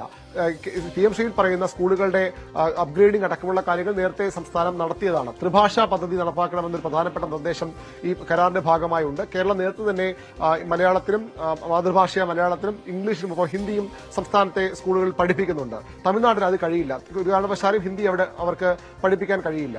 അങ്ങനെ ഈ PMC നിർദ്ദേശിക്കുന്ന പല കാര്യങ്ങളും അപ്ഗ്രഡേഷനും സംസ്ഥാനം നേരത്തെ നടത്തി. അതുകൊണ്ട് തന്നെ സംസ്ഥാനത്തിന് അതൊന്നും ബാധകമാവില്ല. കരിക്കുലം കമ്മിറ്റി കൃത്യമായി എന്താണ് കരിക്കുലം പഠിപ്പിക്കേണ്ടത്, എന്താണ് സംസ്ഥാനത്ത് പഠിപ്പിക്കേണ്ടത് തീരുമാനിക്കാൻ സംസ്ഥാനങ്ങൾക്ക് അധികാരമുണ്ടെന്ന് ഈ PMCയുടെ വ്യവസ്ഥയിൽ തന്നെ വ്യക്തമാക്കുന്നത്. അതുകൊണ്ട് തന്നെ സംസ്ഥാനത്ത് ഒരു കാരണവശാലും ഇത് ബാധിക്കില്ല. മറിച്ച് ഈ ഫണ്ട് വാങ്ങിയെടുക്കുകയും ചെയ്യാം. ഫണ്ടില്ലാതെ മുന്നോട്ട് പോകാൻ കഴിയില്ല. തെരഞ്ഞെടുപ്പ് വർഷമാണ്. സംസ്ഥാനത്ത് വലിയ ആവശ്യങ്ങൾ, സാമ്പത്തിക ആവശ്യങ്ങൾ എല്ലാ വകുപ്പുകളിലുമുണ്ട്. ആ ആവശ്യം നിറവേറ്റാൻ സംസ്ഥാനത്തിന് മറ്റു വരുമാനദായക വഴികളില്ല. തമിഴ്നാടിനെ പോലെ വരുമാനം വരുന്ന വഴികളില്ല. അതുകൊണ്ട് കേന്ദ്ര ഫണ്ട് വാങ്ങിയെടുക്കുകയും എന്നാൽ ഈ PMCയിൽ സംസ്ഥാനത്തിന് പ്രതിലോമകരമായ അല്ലെങ്കിൽ സംസ്ഥാനത്തെ ഇടത് രാഷ്ട്രീയത്തിന് ഇടതുപക്ഷം മുന്നോട്ട് വയ്ക്കുന്ന ബദൽ സമീപനങ്ങൾക്ക് പ്രതികൂലമായ ഒരു കാര്യങ്ങളും സംസ്ഥാനം നടപ്പാക്കിയില്ലെന്ന് ഉറപ്പാകും മുഖ്യമന്ത്രിക്ക് പരമാവധി നൽകാൻ കഴിയുക. ആ ഉറപ്പിൽ മാത്രം വിശ്വസിച്ച് എങ്ങനെ ഇപ്പോഴത്തെ കടുത്ത നിലപാടിൽ നിന്ന് CPI പിന്നോട്ട് പോകുമെന്നാണ് അറിയേണ്ടത്. നാളെ സംസ്ഥാന എക്സിക്യൂട്ടീവ് ചേരണം. അതിനു മുമ്പൊരു സമവായ നീക്കം അല്ലെങ്കിൽ CPI കൊണ്ട് വിശ്വാസം എടുക്കാൻ കഴിയുന്ന തരത്തിലുള്ള സമവായ നീക്കം മുഖ്യമന്ത്രിയും ഇടതുമുന്നണിയുടെ ഭാഗത്ത് ഉണ്ടാകേണ്ടതുണ്ട്. മുന്നണി യോഗം നാളെയൊക്കെ ചേരാനുള്ള സാധ്യത വിരളമാണ്. കാരണം നാളെ നേതാക്കളെല്ലാം ആലപ്പുഴയാകും ഉണ്ടാവുക. മുഖ്യമന്ത്രി ഇന്ന് രാത്രി മടങ്ങിയെത്തിയ ശേഷം 30-ാം തീയതി വീണ്ടും ഖത്തറിലേക്ക് പോകുന്നുണ്ട്. 1-ാം തീയതി തിരിച്ച് നിയമസഭയിൽ പങ്കെടുക്കേണ്ടതുണ്ട്. വലിയ ഒരു രാഷ്ട്രീയ പ്രതിസന്ധിയിലൂടെ ഇടതുമുന്നണി രൂപീകരണത്തിന് ശേഷം നേരിടുന്നത് ഒരുപക്ഷെ ഏറ്റവും വലിയ പ്രതിസന്ധിയിലൂടെയാണ് മുന്നണി കടന്നുപോകുന്നത്. ചുരുങ്ങിയ മണിക്കൂറുകൾക്കുള്ളിൽ CPIയെ അനുനയിപ്പിക്കണം. അനുനയിപ്പിക്കെന്ന് പറയുമ്പോൾ CPIയുടെ നേതൃത്വത്തിന്, ബിനോയ് വിശ്വത്തിനും അല്ലെങ്കിൽ അവരുടെ ഉന്നത നേതൃത്വത്തിന് മാത്രം ബോധ്യമാകുന്ന ദഹിക്കാവുന്ന ഒരു ന്യായം പറഞ്ഞ് അവരെ ഒപ്പം നിർത്താനും കഴിയില്ല. അവരുടെ സംസ്ഥാന കൌൺസിൽ അംഗങ്ങൾ വരെ ഉള്ളവർക്കെങ്കിലും ആ ഒരു നിലപാട് ബോധ്യമാകണം. നാളത്തെ എക്സിക്യൂട്ടീവിന് പിന്നാലെ ബുധനാഴ്ച മന്ത്രിസഭാ യോഗം ചേരേണ്ടതുണ്ട്. ആ മന്ത്രിസഭാ യോഗം വളരെ നിർണായകമായി മാറും. നാളത്തെ ഈ എക്സിക്യൂട്ടീവിൽ കടുത്ത നിലപാടെടുത്താൽ ഒരുപക്ഷെ മന്ത്രിമാരെ മന്ത്രിസഭാ യോഗങ്ങളിൽ നിന്ന് പിൻവലിക്കുന്ന അടക്കമുള്ള തോമസ് ചാണ്ടിയുടെ രാജിവിഷയത്തിൽ നമ്മളത് കണ്ടതാണ്. മാവോയിസ്റ്റ് വേട്ട സമയത്ത് CPI കടുത്ത നിലപാട് ഉയർത്തിയതാണ്. ഈ മാവോയിസ്റ്റ് വേട്ടയുമായാണ് CPI ഇപ്പോഴത്തെ ഒരു നയമാറ്റത്തെ മുന്നിൽ കാണുന്നത്. 2016 ഇപ്പോൾ ആദ്യ പിണറായി സർക്കാരിന്റെ കാലത്ത് കേരള വനത്തിൽ മാവോയിസ്റ്റുകളെ വെടിവെച്ച് കൊന്നിരുന്നു. ആ മാവോയിസ്റ്റ് വേട്ടയോട് ചേർന്ന് നിൽക്കുന്ന നയസമീപനമാണ്. മാവോയിസ്റ്റുകളെ വേട്ടയാടി കൊലപ്പെടുത്തുക ഇടത് നയസമീപനമല്ല എന്നുള്ളത് CPI നേരത്തെ വ്യക്തമാക്കിയത്. പക്ഷെ അതിന് വിരുദ്ധമായാണ് ആ സർക്കാർ അന്നത്തെ ആഭ്യന്തര വകുപ്പ് മാവോയിസ്റ്റുകളെ കൊന്നത്. അതിന് സമാനമാണ് ഇപ്പോഴത്തെ ഒരു നയവ്യതിയാനം എന്നൊരു വിലയിരുത്തലാണ് CPI നേതാക്കൾ നൽകുന്നത്. അതുകൊണ്ട് തന്നെ അത് ചെറിയൊരു ഭരണപരമായ വിഷയമല്ല. ഇത് ഏതെങ്കിലും CPI മാത്രം മറച്ചുവെച്ച ഒരു വിഷയമല്ല. CPIയിൽ മാത്രം കാര്യങ്ങൾ മറച്ചുവെച്ച വിഷയമല്ല. അതിനുമപ്പുറത്തേക്ക് ഒരു മന്ത്രിസഭയെ ഒന്നാകെ ഇരുട്ടിൽ നിർത്തിയ, മന്ത്രിസഭയെ ഒന്നാകെ കബളിപ്പിച്ച് വിദ്യാഭ്യാസ മന്ത്രി നടത്തിയ നീക്കമാണ്. അതിന് മുഖ്യമന്ത്രിയുടെ ഒരു പിന്തുണയുണ്ട് എന്ന ഒരു വികാരമാണ് CPIയിൽ പൊതുവിലുള്ളത്. അതെങ്ങനെ പരിഹരിക്കുമെന്നത് ഇപ്പോഴും ഇരു പാർട്ടി നേതൃത്വങ്ങൾക്കും വ്യക്തതയില്ലാത്ത കാര്യമാണ്. CPIയുമായി ചർച്ച നടത്തിയാൽ ഇത് ഒരിക്കലും പരിഹാരം ഉണ്ടാകാൻ പോകുന്നില്ല എന്ന് അറിഞ്ഞുകൊണ്ട് തന്നെയാണ് CPM ഇത്തരമൊരു നീക്കം നടത്തിയത്. CPI നടത്തി എന്ന് പറയുമ്പോൾ പോലും അത് CPMന്റെ സംസ്ഥാന സെക്രട്ടേറിയറ്റോ സെക്രട്ടറി അംഗങ്ങളോ കൂടി അറിഞ്ഞിരുന്നില്ല, ദേശീയ നേതൃത്വം അറിഞ്ഞിരുന്നില്ല എന്ന് MAY വ്യക്തമാക്കുന്നു. അങ്ങനെ ഒരുപക്ഷെ മുഖ്യമന്ത്രിയുടെ നിർദ്ദേശപ്രകാരം വി ശിവൻകുട്ടി 2 നേതാക്കൾ മാത്രം ചേർന്ന് നടത്തിയ ഒരു നീക്കമായാണ് ഇപ്പോൾ പൊതുവിൽ വിലയിരുത്തപ്പെടുന്നത്. അത് മുന്നണിക്കുള്ളിൽ വലിയ കലഹത്തിന് കാരണമാക്കിയിട്ടുണ്ട്. എങ്ങനെയാകും ഈ പ്രശ്നം പരിഹരിക്കുക എന്നുള്ള കാര്യത്തിൽ ഇപ്പോഴും ഒരു വ്യക്തതയും CPM-നോ CPI-ക്കോ ഇല്ല. മുഖ്യമന്ത്രി വരട്ടെ, മുഖ്യമന്ത്രി വന്ന് സംസാരിക്കട്ടെ എന്ന നിലപാട് മാത്രമാണ് ഇപ്പോൾ CPM സ്വീകരിക്കുന്നത്. CPI-യും പ്രതീക്ഷ അർപ്പിക്കുന്നത് മുഖ്യമന്ത്രിയിൽ തന്നെയാണ്. പക്ഷേ എവിടെയാണ് ആ പ്രതീക്ഷയുടെ വാതിൽ എന്ന കാര്യം ഇപ്പോഴും ആർക്കും വ്യക്തമല്ല. തീർച്ചയായും ഈ മൂന്നാം പിണറായി സർക്കാർ എന്ന മുദ്രാവാക്യമുയർത്തി കളത്തിലിറങ്ങുന്ന പിണറായി സർക്കാരിന് ഈ നയവ്യതിയാനത്തിൽ മുഖ്യമന്ത്രി അടക്കം എന്ത് മറുപടി പറയും എന്നത് തന്നെയാണ് കാത്തിരുന്ന് കാണേണ്ടത്. CPI-യെ അനുനയിപ്പിക്കാൻ മുഖ്യമന്ത്രിക്ക് സാധിക്കുമോ, അവർ വീണ്ടും ഒന്നാകുമോ എന്നുള്ള വലിയ ചോദ്യം ബാക്കി നിൽക്കുന്നു. എന്തായാലും മുഖ്യമന്ത്രിയുടെ പ്രതികരണം വരുന്നതുവരെ കാക്കാം. VV അരുണാണ് വിവരങ്ങൾ നൽകിയത്. ശബരിമല സ്വർണ്ണപ്പാളി മോഷണ കേസിൽ അന്വേഷണം വ്യാപിപ്പിച്ച് SIT. ഉണ്ണികൃഷ്ണൻ പോറ്റിയുടെ കസ്റ്റഡി കാലാവധി അവസാനിക്കാൻ ഒരാഴ്ച മാത്രം ശേഷിക്കുന്ന പശ്ചാത്തലത്തിലാണ് തെളിവെടുപ്പ് ഉൾപ്പെടെ ഊർജിതമാക്കിയിരിക്കുന്നത്. അതേസമയം ബെല്ലാരിയിലെ ജ്വല്ലറി ഉടമ ഗോവർദ്ധന്റെ മൊഴിയുടെ അടിസ്ഥാനത്തിൽ പോറ്റിയെ ചോദ്യം ചെയ്യുന്നത് തുടരുന്നു. ശബരിമലയിലെ സ്പോൺസർ എന്ന് വിശ്വസിപ്പിച്ച ശേഷം തന്നെയും ഉണ്ണികൃഷ്ണൻ പോറ്റി കബളിപ്പിച്ചെന്നാണ് ഗോവർദ്ധൻ അന്വേഷണ സംഘത്തിന് നൽകിയ മൊഴി. ഗോവർദ്ധൻ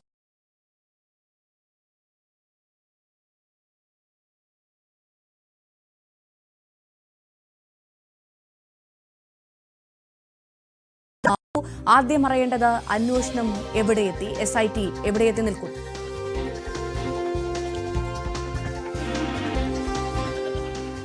കഴിഞ്ഞ ദിവസമടക്കം നമ്മൾ റിപ്പോർട്ട് ചെയ്ത കാര്യം, അതായത് ഈ ഗോവർദ്ധനുമായി ബന്ധപ്പെട്ട ചില വാർത്തകൾ ഇന്നലെ പുറത്തു വന്നിരുന്നു. പക്ഷേ അതിൽ ആദ്യം പുറത്തു വന്ന വിവരങ്ങളിൽ നിന്ന് വ്യത്യസ്തമായിട്ടുള്ള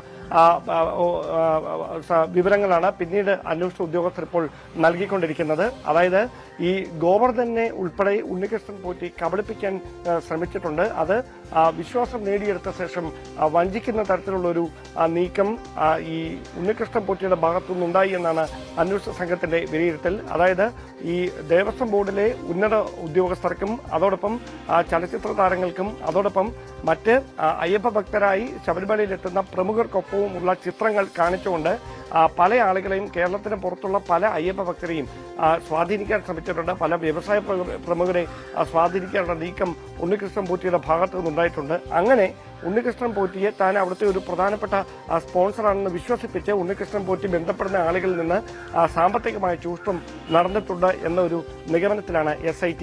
അങ്ങനെ കബളിപ്പിക്കപ്പെട്ടതിൽ ഒരാളാണ് ഗോവർദ്ധൻ എന്ന നിലയിലാണ് ഇപ്പോൾ അന്വേഷണ സംഘം എത്തി നിൽക്കുന്നത്. അതുകൊണ്ട് തന്നെയാണ് ആദ്യം ഒരു ഘട്ടം ചോദ്യം ഇവിടെ തിരുവനന്തപുരത്തേക്ക് ക്രൈംബ്രാഞ്ച് ഓഫീസിൽ വിളിച്ചു വരുത്തി കാര്യങ്ങൾ ചോദിച്ചതിന് ശേഷം ബെല്ലാരിയിൽ കഴിഞ്ഞ ദിവസം അന്വേഷണ ഉദ്യോഗസ്ഥർ നേരിട്ടെത്തി വിവരങ്ങൾ ആരായുന്ന ഒരു സാഹചര്യമുണ്ടായത്. അതിനിടയിലാണ് ഗോവർദ്ധൻ തന്നെ തനിക്ക് കഴിഞ്ഞ 35 വർഷമായി ശബരിമലയുമായി വളരെ അടുത്ത ബന്ധമുണ്ട്, എല്ലാ വർഷവും ദർശനം തേടി അവിടെ എത്താറുണ്ട്, തൻ കുടുംബം, ജോലി, അയ്യപ്പൻ, ഇങ്ങനെയാണ് തന്റെ ഒരു ജീവിതചര്യ എന്ന് തന്നെ കഴിഞ്ഞ ദിവസം നമ്മളോട് തന്നെ വ്യക്തമാക്കിയത്. അതിന് തൊട്ടു പിന്നാലെയാണ് ശബരിമലയിലെ തന്ത്രി മഹേഷ് മോഹനന് തന്നെ 2023 ജൂലൈ 3-ാം തീയതി ഈ ഗോവർദ്ധന്റെ നേതൃത്വത്തിൽ ഉള്ള ജ്വല്ലറിയിൽ അയ്യപ്പ പൂജ നടത്തുന്നതിന് വേണ്ടി എത്തിയതിന്റെ ഇൻവിറ്റേഷൻ ലെറ്റർ ഇപ്പോൾ പുറത്തു വന്നിരിക്കുന്നത്. അതായത് ഈ ഗോവർദ്ധനുമായി വളരെ അടുത്ത ബന്ധം തന്ത്രിക്ക് ഉൾപ്പെടെ ഉണ്ടായിരുന്നു. കാരണം അദ്ദേഹം ഈ ശബരിമലയിലേക്ക് തനിക്ക് ലഭിക്കുന്ന ലാഭത്തിന്റെ ഒരു വിഹിതം ഒരു അർച്ചനയായി അവിടെ നൽകിയിരുന്നതാണ്, ഒരു നേർച്ചയായി നൽകിയിരുന്നതാണ്. അതുകൊണ്ട് തന്നെ അത്തരത്തിൽ വലിയൊരു അയ്യപ്പ ഭക്തനായിരുന്നു ഈ ഗോവർദ്ധനൻ. സമാനമായ തരത്തിൽ ഈ ഗോവർദ്ധനെ ഉൾപ്പെടെ ഈ ഉണ്ണികൃഷ്ണൻ പോറ്റി ഏത് തരത്തിലൊക്കെയാണ് കബളിപ്പിക്കാൻ ശ്രമങ്ങൾ നടത്തിയത് എന്നതടക്കമുള്ള വിഷയങ്ങളിൽ വിശദമായ അന്വേഷണമാണ് SIT നടത്തിക്കൊണ്ടിരിക്കുന്നത്. ഒരാഴ്ച മാത്രമാണ് ഇനി ഉണ്ണികൃഷ്ണൻ പോറ്റിയുടെ കസ്റ്റഡി കാലാവധി ബാക്കിയാകുന്നത്. അതിനുള്ളിൽ പരമാവധി തെളിവുകൾ ശേഖരിച്ച് പരമാവധി ഡിജിറ്റൽ തെളിവുകളും അതോടൊപ്പം തന്നെ മറ്റ് ഈ സ്വർണം ഉൾപ്പെടെ കഴിഞ്ഞ ദിവസം ഫ്ളാറ്റിൽ ഉൾപ്പെടെ ശ്രീറാംപൂരിലെ ഫ്ളാറ്റിൽ ഉൾപ്പെടെ നടത്തിയ പരിശോധനയിൽ ചില രേഖകൾ കൂടി കണ്ടെടുത്തിട്ടുണ്ട് എന്നാണ് വിവരം. പക്ഷേ അതിലെ വിശദാംശങ്ങൾ എന്താണ് എന്നിപ്പോഴും ലഭ്യമായിട്ടില്ല. എന്തായാലും അന്വേഷണം മറ്റ് സ്ഥലങ്ങളിലേക്ക് കൂടി വ്യാപിപ്പിച്ചുകൊണ്ട് പഴുതടച്ച കുരുക്കിലേക്ക് ഉണ്ണികൃഷ്ണൻ പോറ്റി എത്തിക്കുന്നതിനുള്ള നീക്കമാണ് SITയുടെ ഭാഗത്ത് നിന്ന് ഇപ്പോൾ നടന്നുകൊണ്ടിരിക്കുന്നത്. ഡാൻ കുര്യനാണ് വിവരങ്ങൾ നൽകിയത്. ഫ്രഷ് കട്ട് സമരവുമായി ബന്ധപ്പെട്ടുണ്ടായ സംഘർഷത്തിൽ 3 പേർ കൂടി പിടിയിൽ. താമരശ്ശേരി കുടുക്കിൽ ഉമ്മരം സ്വദേശി ഷബാദ്, കൂടത്തായി സ്വദേശി മുഹമ്മദ് ബഷീർ, കരുമ്പാലംകുന്ന് സ്വദേശി ജിതിൻ വിനോദ് എന്നിവരെയാണ് പോലീസ് കസ്റ്റഡിയിലെടുത്തത്. ഇതോടെ പോലീസ് പിടിയിലായവരുടെ എണ്ണം 9 ആയി. മുഹമ്മദ് ബഷീർ, ഷബാദ് എന്നിവരെ നോട്ടീസ് നൽകി വിട്ടയച്ചു.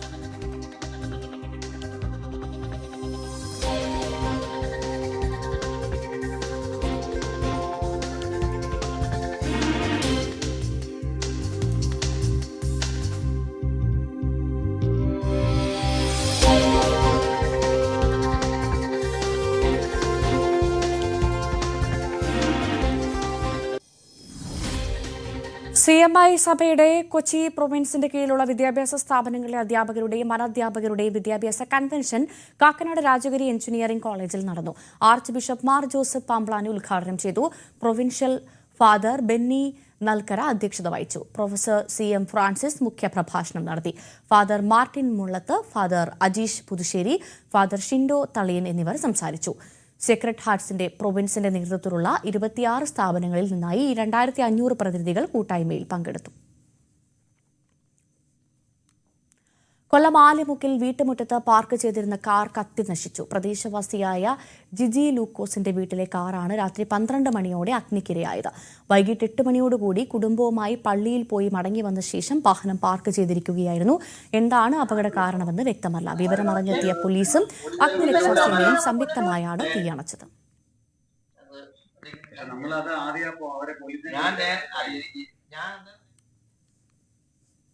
ഇടവേള. പ്രചാരണം ചൂടുപിടിക്കുമ്പോൾ RJDയും BJPയും തമ്മിലാണ് നേർക്കുനേർ വാക്പോര്. ജംഗൽ രാജ്, അഴിമതി വികസനം ഉൾപ്പെടെയുള്ള വിഷയങ്ങൾ ഉയർത്തിയാണ് മഹാസഖ്യത്തിന് നേരെ അമിത്ഷായുടെ കടന്നാക്രമണം. കേന്ദ്ര സർക്കാർ ബീഹാറിനെ നിരന്തരം അവഗണിക്കുകയാണെന്ന് തേജസ്വിയും തിരിച്ചടിക്കുന്നു. അന്യസംസ്ഥാനങ്ങളിലേക്കുള്ള ബീഹാറികളുടെ കുടിയേറ്റം മുതൽ വഖഫ് വരെ ഓരോ ദിനവും പ്രചാരണ വിഷയങ്ങൾ മാറി മറിയുകയാണ്. ബീഹാറിൽ എന്തായാലും തെരഞ്ഞെടുപ്പ് രാഷ്ട്രീയം ചൂടുപിടിക്കുന്നു.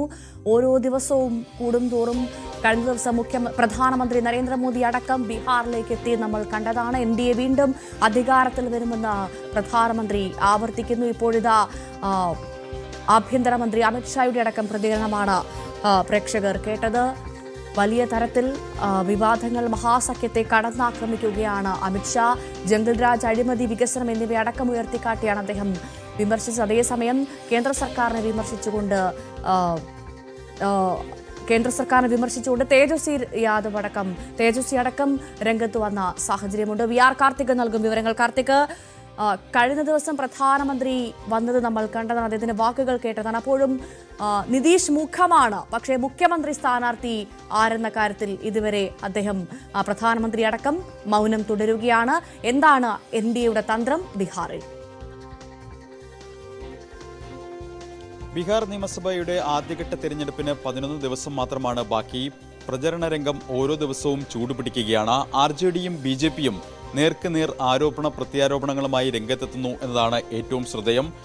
BJPയുടെ പ്രചാരണ പ്രവർത്തനങ്ങൾക്ക് അമിത്ഷാ തന്നെ ബീഹാർ കേന്ദ്രീകരിച്ച് നേതൃത്വം നൽകുന്നു. ഒപ്പം തേജസ്വിയാണ് RJDയുടെയും മഹാസഖ്യത്തിൻ്റെയും തെരഞ്ഞെടുപ്പിൻ്റെ ചൂക്കാൻ പിടിക്കുന്നത്. എന്തായാലും കഴിഞ്ഞ ദിവസം അടക്കം അമിത്ഷാ പല പൊതു റാലികളിലും പങ്കെടുത്തിരുന്നു. ഈ റാലികളിലൊക്കെ തന്നെ RJDയെ ലക്ഷ്യമാക്കിയാണ് വിമർശനങ്ങൾ എന്നതാണ് ഏറ്റവും ശ്രദ്ധേയം.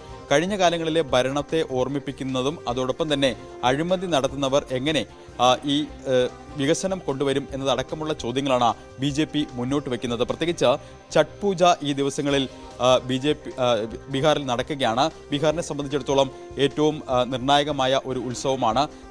സംസ്ഥാനത്തിന് പുറത്തേക്ക്, അതായത് ബീഹാറിന് പുറത്തേക്ക് രാജ്യത്തിൻ്റെ പല ഭാഗങ്ങളിലായി പോയവർ നാട്ടിലേക്ക് തിരിച്ചെത്തുന്ന സമയം. ഇത്തവണ ബീഹാർ നിയമസഭാ തെരഞ്ഞെടുപ്പിന് ആ പ്രത്യേകത കൂടിയുണ്ട്. സ്വാഭാവികമായും വലിയ തോതിൽ ബീഹാർ വിട്ട് പല ജോലികൾക്കും വിദ്യാഭ്യാസത്തിനും അതോടൊപ്പം തന്നെ ചികിത്സാ ആവശ്യങ്ങൾക്കുമായൊക്കെ പുറത്തുപോയവർ തിരികെ നാട്ടിലേക്ക് എത്തുന്ന ദിനങ്ങളാണ്. അതുകൊണ്ട് തന്നെ ഈ പലതരത്തിലുള്ള പ്രചരണ വിഷയങ്ങളും സജീവമാക്കുന്നു. അതിലേറ്റവും ശ്രദ്ധേയം ബീഹാറിൽ നിന്ന് തൊഴിൽ തേടി മറ്റ് സംസ്ഥാനങ്ങളിലേക്ക് പോകുന്നവരുടെ എണ്ണം അടക്കം ചൂണ്ടിക്കാട്ടിക്കൊണ്ടാണ് RJDയുടെ തെരഞ്ഞെടുപ്പ് പ്രചരണം സജീവമാകുന്നത്. RJDയുടെ പ്രധാനപ്പെട്ട വാഗ്ദാനമായി മുന്നോട്ട് വയ്ക്കുന്നത് ഓരോ വീട്ടിലെയും ഒരാൾക്ക് സർക്കാർ ജോലി നൽകും എന്നാണ്. മാനിഫെസ്റ്റോ ഔദ്യോഗികമായി പുറത്തിറങ്ങിയിട്ടില്ല, നാളെയാണ് അത് പുറത്തിറങ്ങുക. അതിന് മുൻപ് തന്നെ സംസാരിക്കുന്ന വേദികളിലൊക്കെ തേജസ്വി മുന്നോട്ട് വയ്ക്കുന്നത് 20 അധികാരത്തിലെത്തിയാൽ 20 ദിവസത്തിനുള്ളിൽ എല്ലാ കുടുംബങ്ങളിലും ഒരാൾക്ക് സർക്കാർ ജോലി നൽകുന്ന നിയമം പാസാക്കും, 20 മാസത്തിനുള്ളിൽ റിക്രൂട്ട്മെന്റ് പൂർത്തിയാക്കും. അത്തരത്തിൽ വലിയ വാഗ്ദാനങ്ങളാണ് RJD നൽകുന്നത്. പക്ഷേ അപ്പോഴും വളരെ ശക്തമായ ആക്രമണമാണ് RJDക്ക് നേരെ BJPയും അതോടൊപ്പം തന്നെ NDA ക്യാമ്പും ഉയർത്തുന്നത്. അതിൽ ഏറ്റവും പ്രധാനം കഴിഞ്ഞ കാലങ്ങളിലെ, അതായത് ലാലു പ്രസാദ് യാദവ് ഭരിച്ചിരുന്ന കാലയളവിൽ ബീഹാറിൽ നടത്തിയ അതിക്രമങ്ങൾ, അതോടൊപ്പം തന്നെ ക്രമസമാധാന പ്രശ്നങ്ങൾ, കൊള്ളയടിക്കൽ, ഇതെല്ലാം ചൂണ്ടിക്കാട്ടി അതെല്ലാം ഓർമ്മപ്പെടുത്തിക്കൊണ്ടുള്ള ഒരു പ്രചരണമാണ് BJP ക്യാമ്പ് സജീവമാക്കുന്നത്. എന്തായാലും ആരോപണ പ്രത്യാരോപണങ്ങൾ സജീവമാണ്. പലതരത്തിലുള്ള വാഗ്ദാനങ്ങൾ പാർട്ടികൾ നൽകുന്നു.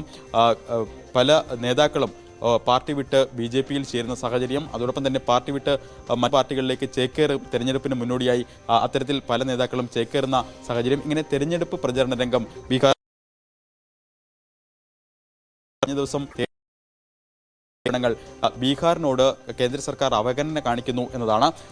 ഗുജറാത്ത് അടക്കമുള്ള സംസ്ഥാനങ്ങളിലേക്ക് മെട്രോ ട്രെയിൻ, അതോടൊപ്പം തന്നെ ബുള്ളറ്റ് ട്രെയിൻ അടക്കമുള്ള അത്യാധുനിക വികസന പദ്ധതികൾ കൊണ്ടുപോകുന്നു. അപ്പോഴും ബീഹാറിനെ പൂർണ്ണമായും അവഗണിക്കുന്നു. മാത്രമല്ല, നിതീഷ് കുമാറിനെ കേന്ദ്രീകരിച്ച് കൂടി RJD ക്യാമ്പ് വിമർശനങ്ങൾ ഉന്നയിക്കുന്നു എന്നതാണ് ഏറ്റവും ശ്രദ്ധേയം. നീതി ആയോഗിന്റെ യോഗങ്ങളിൽ പോലും നിതീഷ് കുമാർ പങ്കെടുക്കുന്നില്ല എന്നടക്കമുള്ള ഗുരുതര ആരോപണങ്ങളാണ് ഉന്നയിക്കുന്നത്. എന്തായാലും പ്രചരണ രംഗം സജീവമാകുന്നു, ചൂടുപിടിക്കുന്നു. കേന്ദ്ര നേതാക്കൾ തന്നെ NDA ക്യാമ്പിന് നേതൃത്വം നൽകുന്നു. അതിൽ BJP-ക്ക് ഏറ്റവും നിർണായകമാണ് ഈ ബീഹാറിലെ തെരഞ്ഞെടുപ്പ്.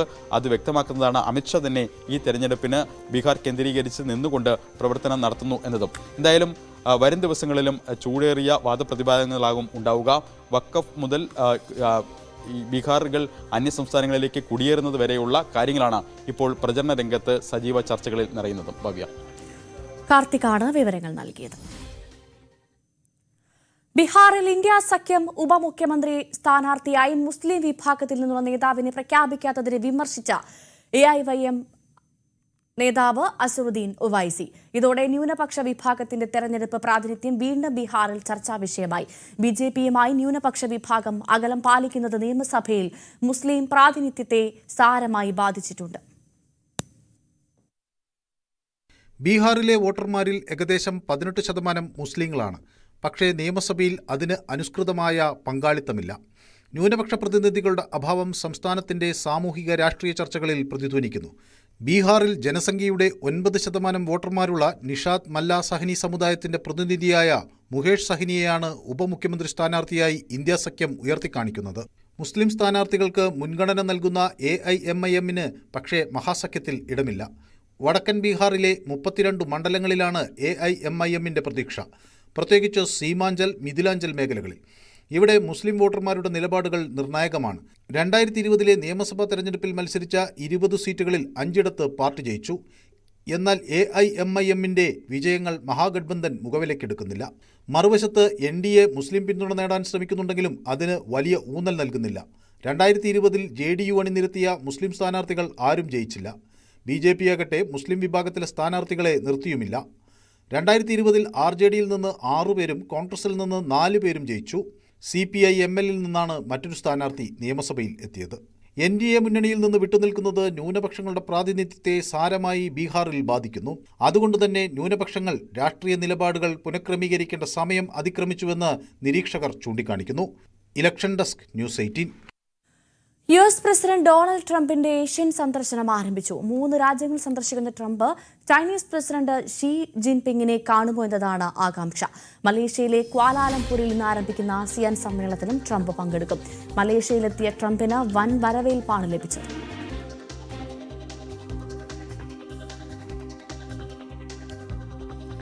അജയ് സുധാബിജു നൽകും വിവരങ്ങൾ. അജയ്, ഷീ ജിൻപിങ്ങുമായി കൂടിക്കാഴ്ച ഉണ്ടാകുമോ? ഭവ്യ, ട്രംപ് ഇത്തവണ 2ാം വട്ടം അധികാരത്തിൽ കയറിയതിനു ശേഷം അദ്ദേഹത്തിൻ്റെ ഏറ്റവും വലിയ വിദേശ സന്ദർശനമാണ് നിലവിൽ നടക്കുന്നത്. അദ്ദേഹം നിലവിൽ മലേഷ്യയിൽ എത്തിക്കഴിഞ്ഞു. മലേഷ്യൻ വിമാനത്താവളത്തിൽ വലിയ സ്വീകരണമാണ് ട്രംപിന് ലഭിച്ചത്. ട്രംപ് അവിടെ എയർപോർട്ടിൽ നൃത്തം ചെയ്തുകൊണ്ടാണ് അദ്ദേഹം അവിടെ പ്രധാനമന്ത്രിയെ ഉൾപ്പെടെ കണ്ട് അകത്തേക്ക് വന്നത്. വളരെ നല്ല ദൃശ്യങ്ങൾ ഉൾപ്പെടെയായിരുന്നു. അത് നമുക്ക് രസകരമായിട്ടുള്ള കാഴ്ചയായിരുന്നു. ട്രംപ് നൃത്തം ചെയ്തുകൊണ്ട് എയർപോർട്ടിൽ നിന്ന് പുറത്തേക്ക് വരുന്ന ഒരു കാഴ്ചകൾ. 5 ദിവസത്തെ സന്ദർശനമാണ് മൊത്തത്തിൽ നിശ്ചയിച്ചിട്ടുള്ളത്.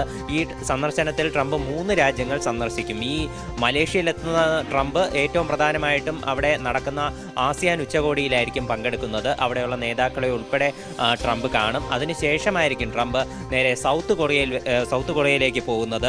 സൗത്ത് കൊറിയയിലുള്ള ബുസാനിൽ നടക്കുന്ന APEC വ്യാപാര സമ്മേളനത്തിൽ ട്രംപ് പങ്കെടുക്കും എന്ന് അറിയിച്ചിട്ടുണ്ട്. ഈ APEC വ്യാപാര സമ്മേളനത്തിൽ വെച്ചായിരിക്കും ഷീ ജിൻപിങ്ങിനെ കാണുക എന്നുള്ള വിവരവും നമുക്ക് ലഭിക്കുന്നുണ്ട്.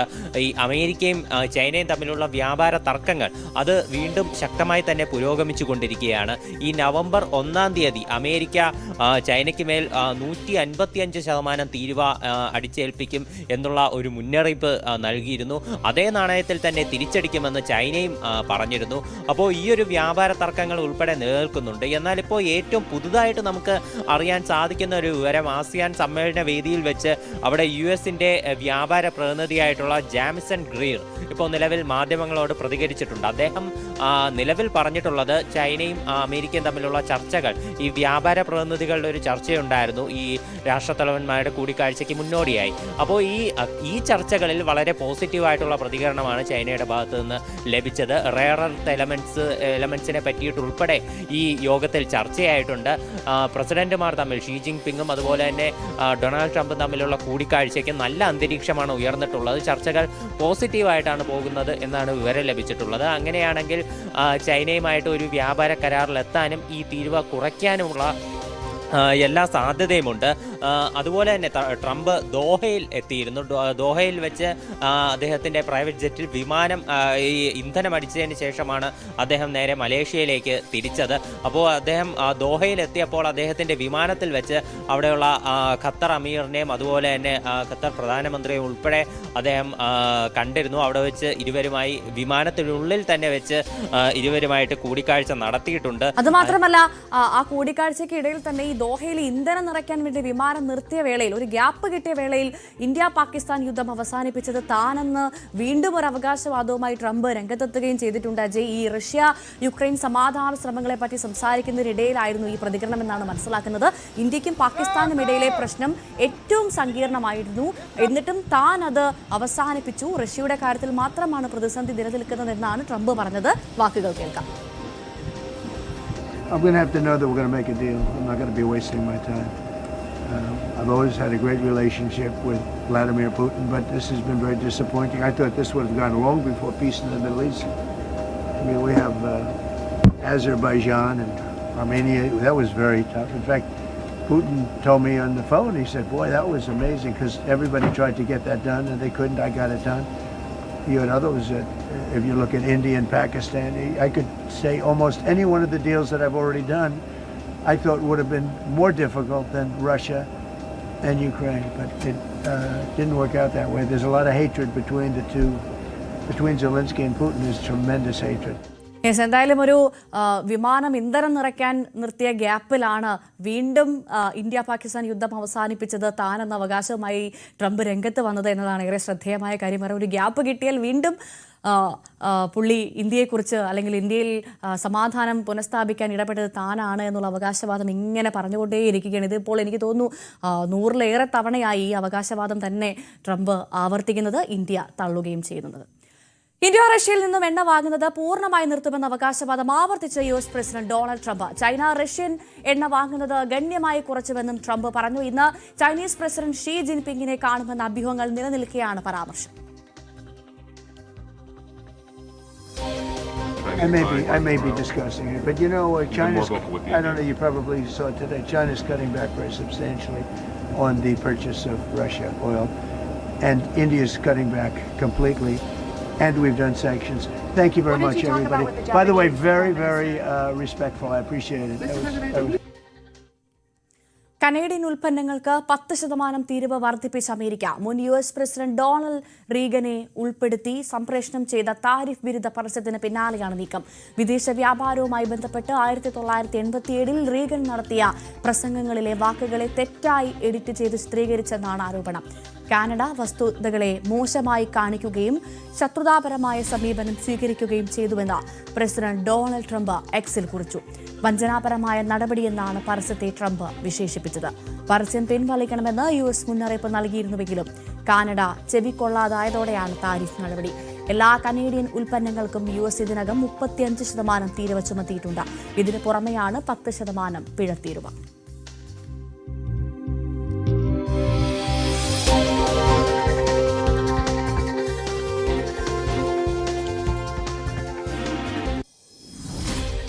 ഒൻപത് മണി വാർത്തയുടെ സമയം പൂർണ്ണമാകുന്നു. ഇടവേളയ്ക്ക് ശേഷം ന്യൂസ് 10 കാണാം.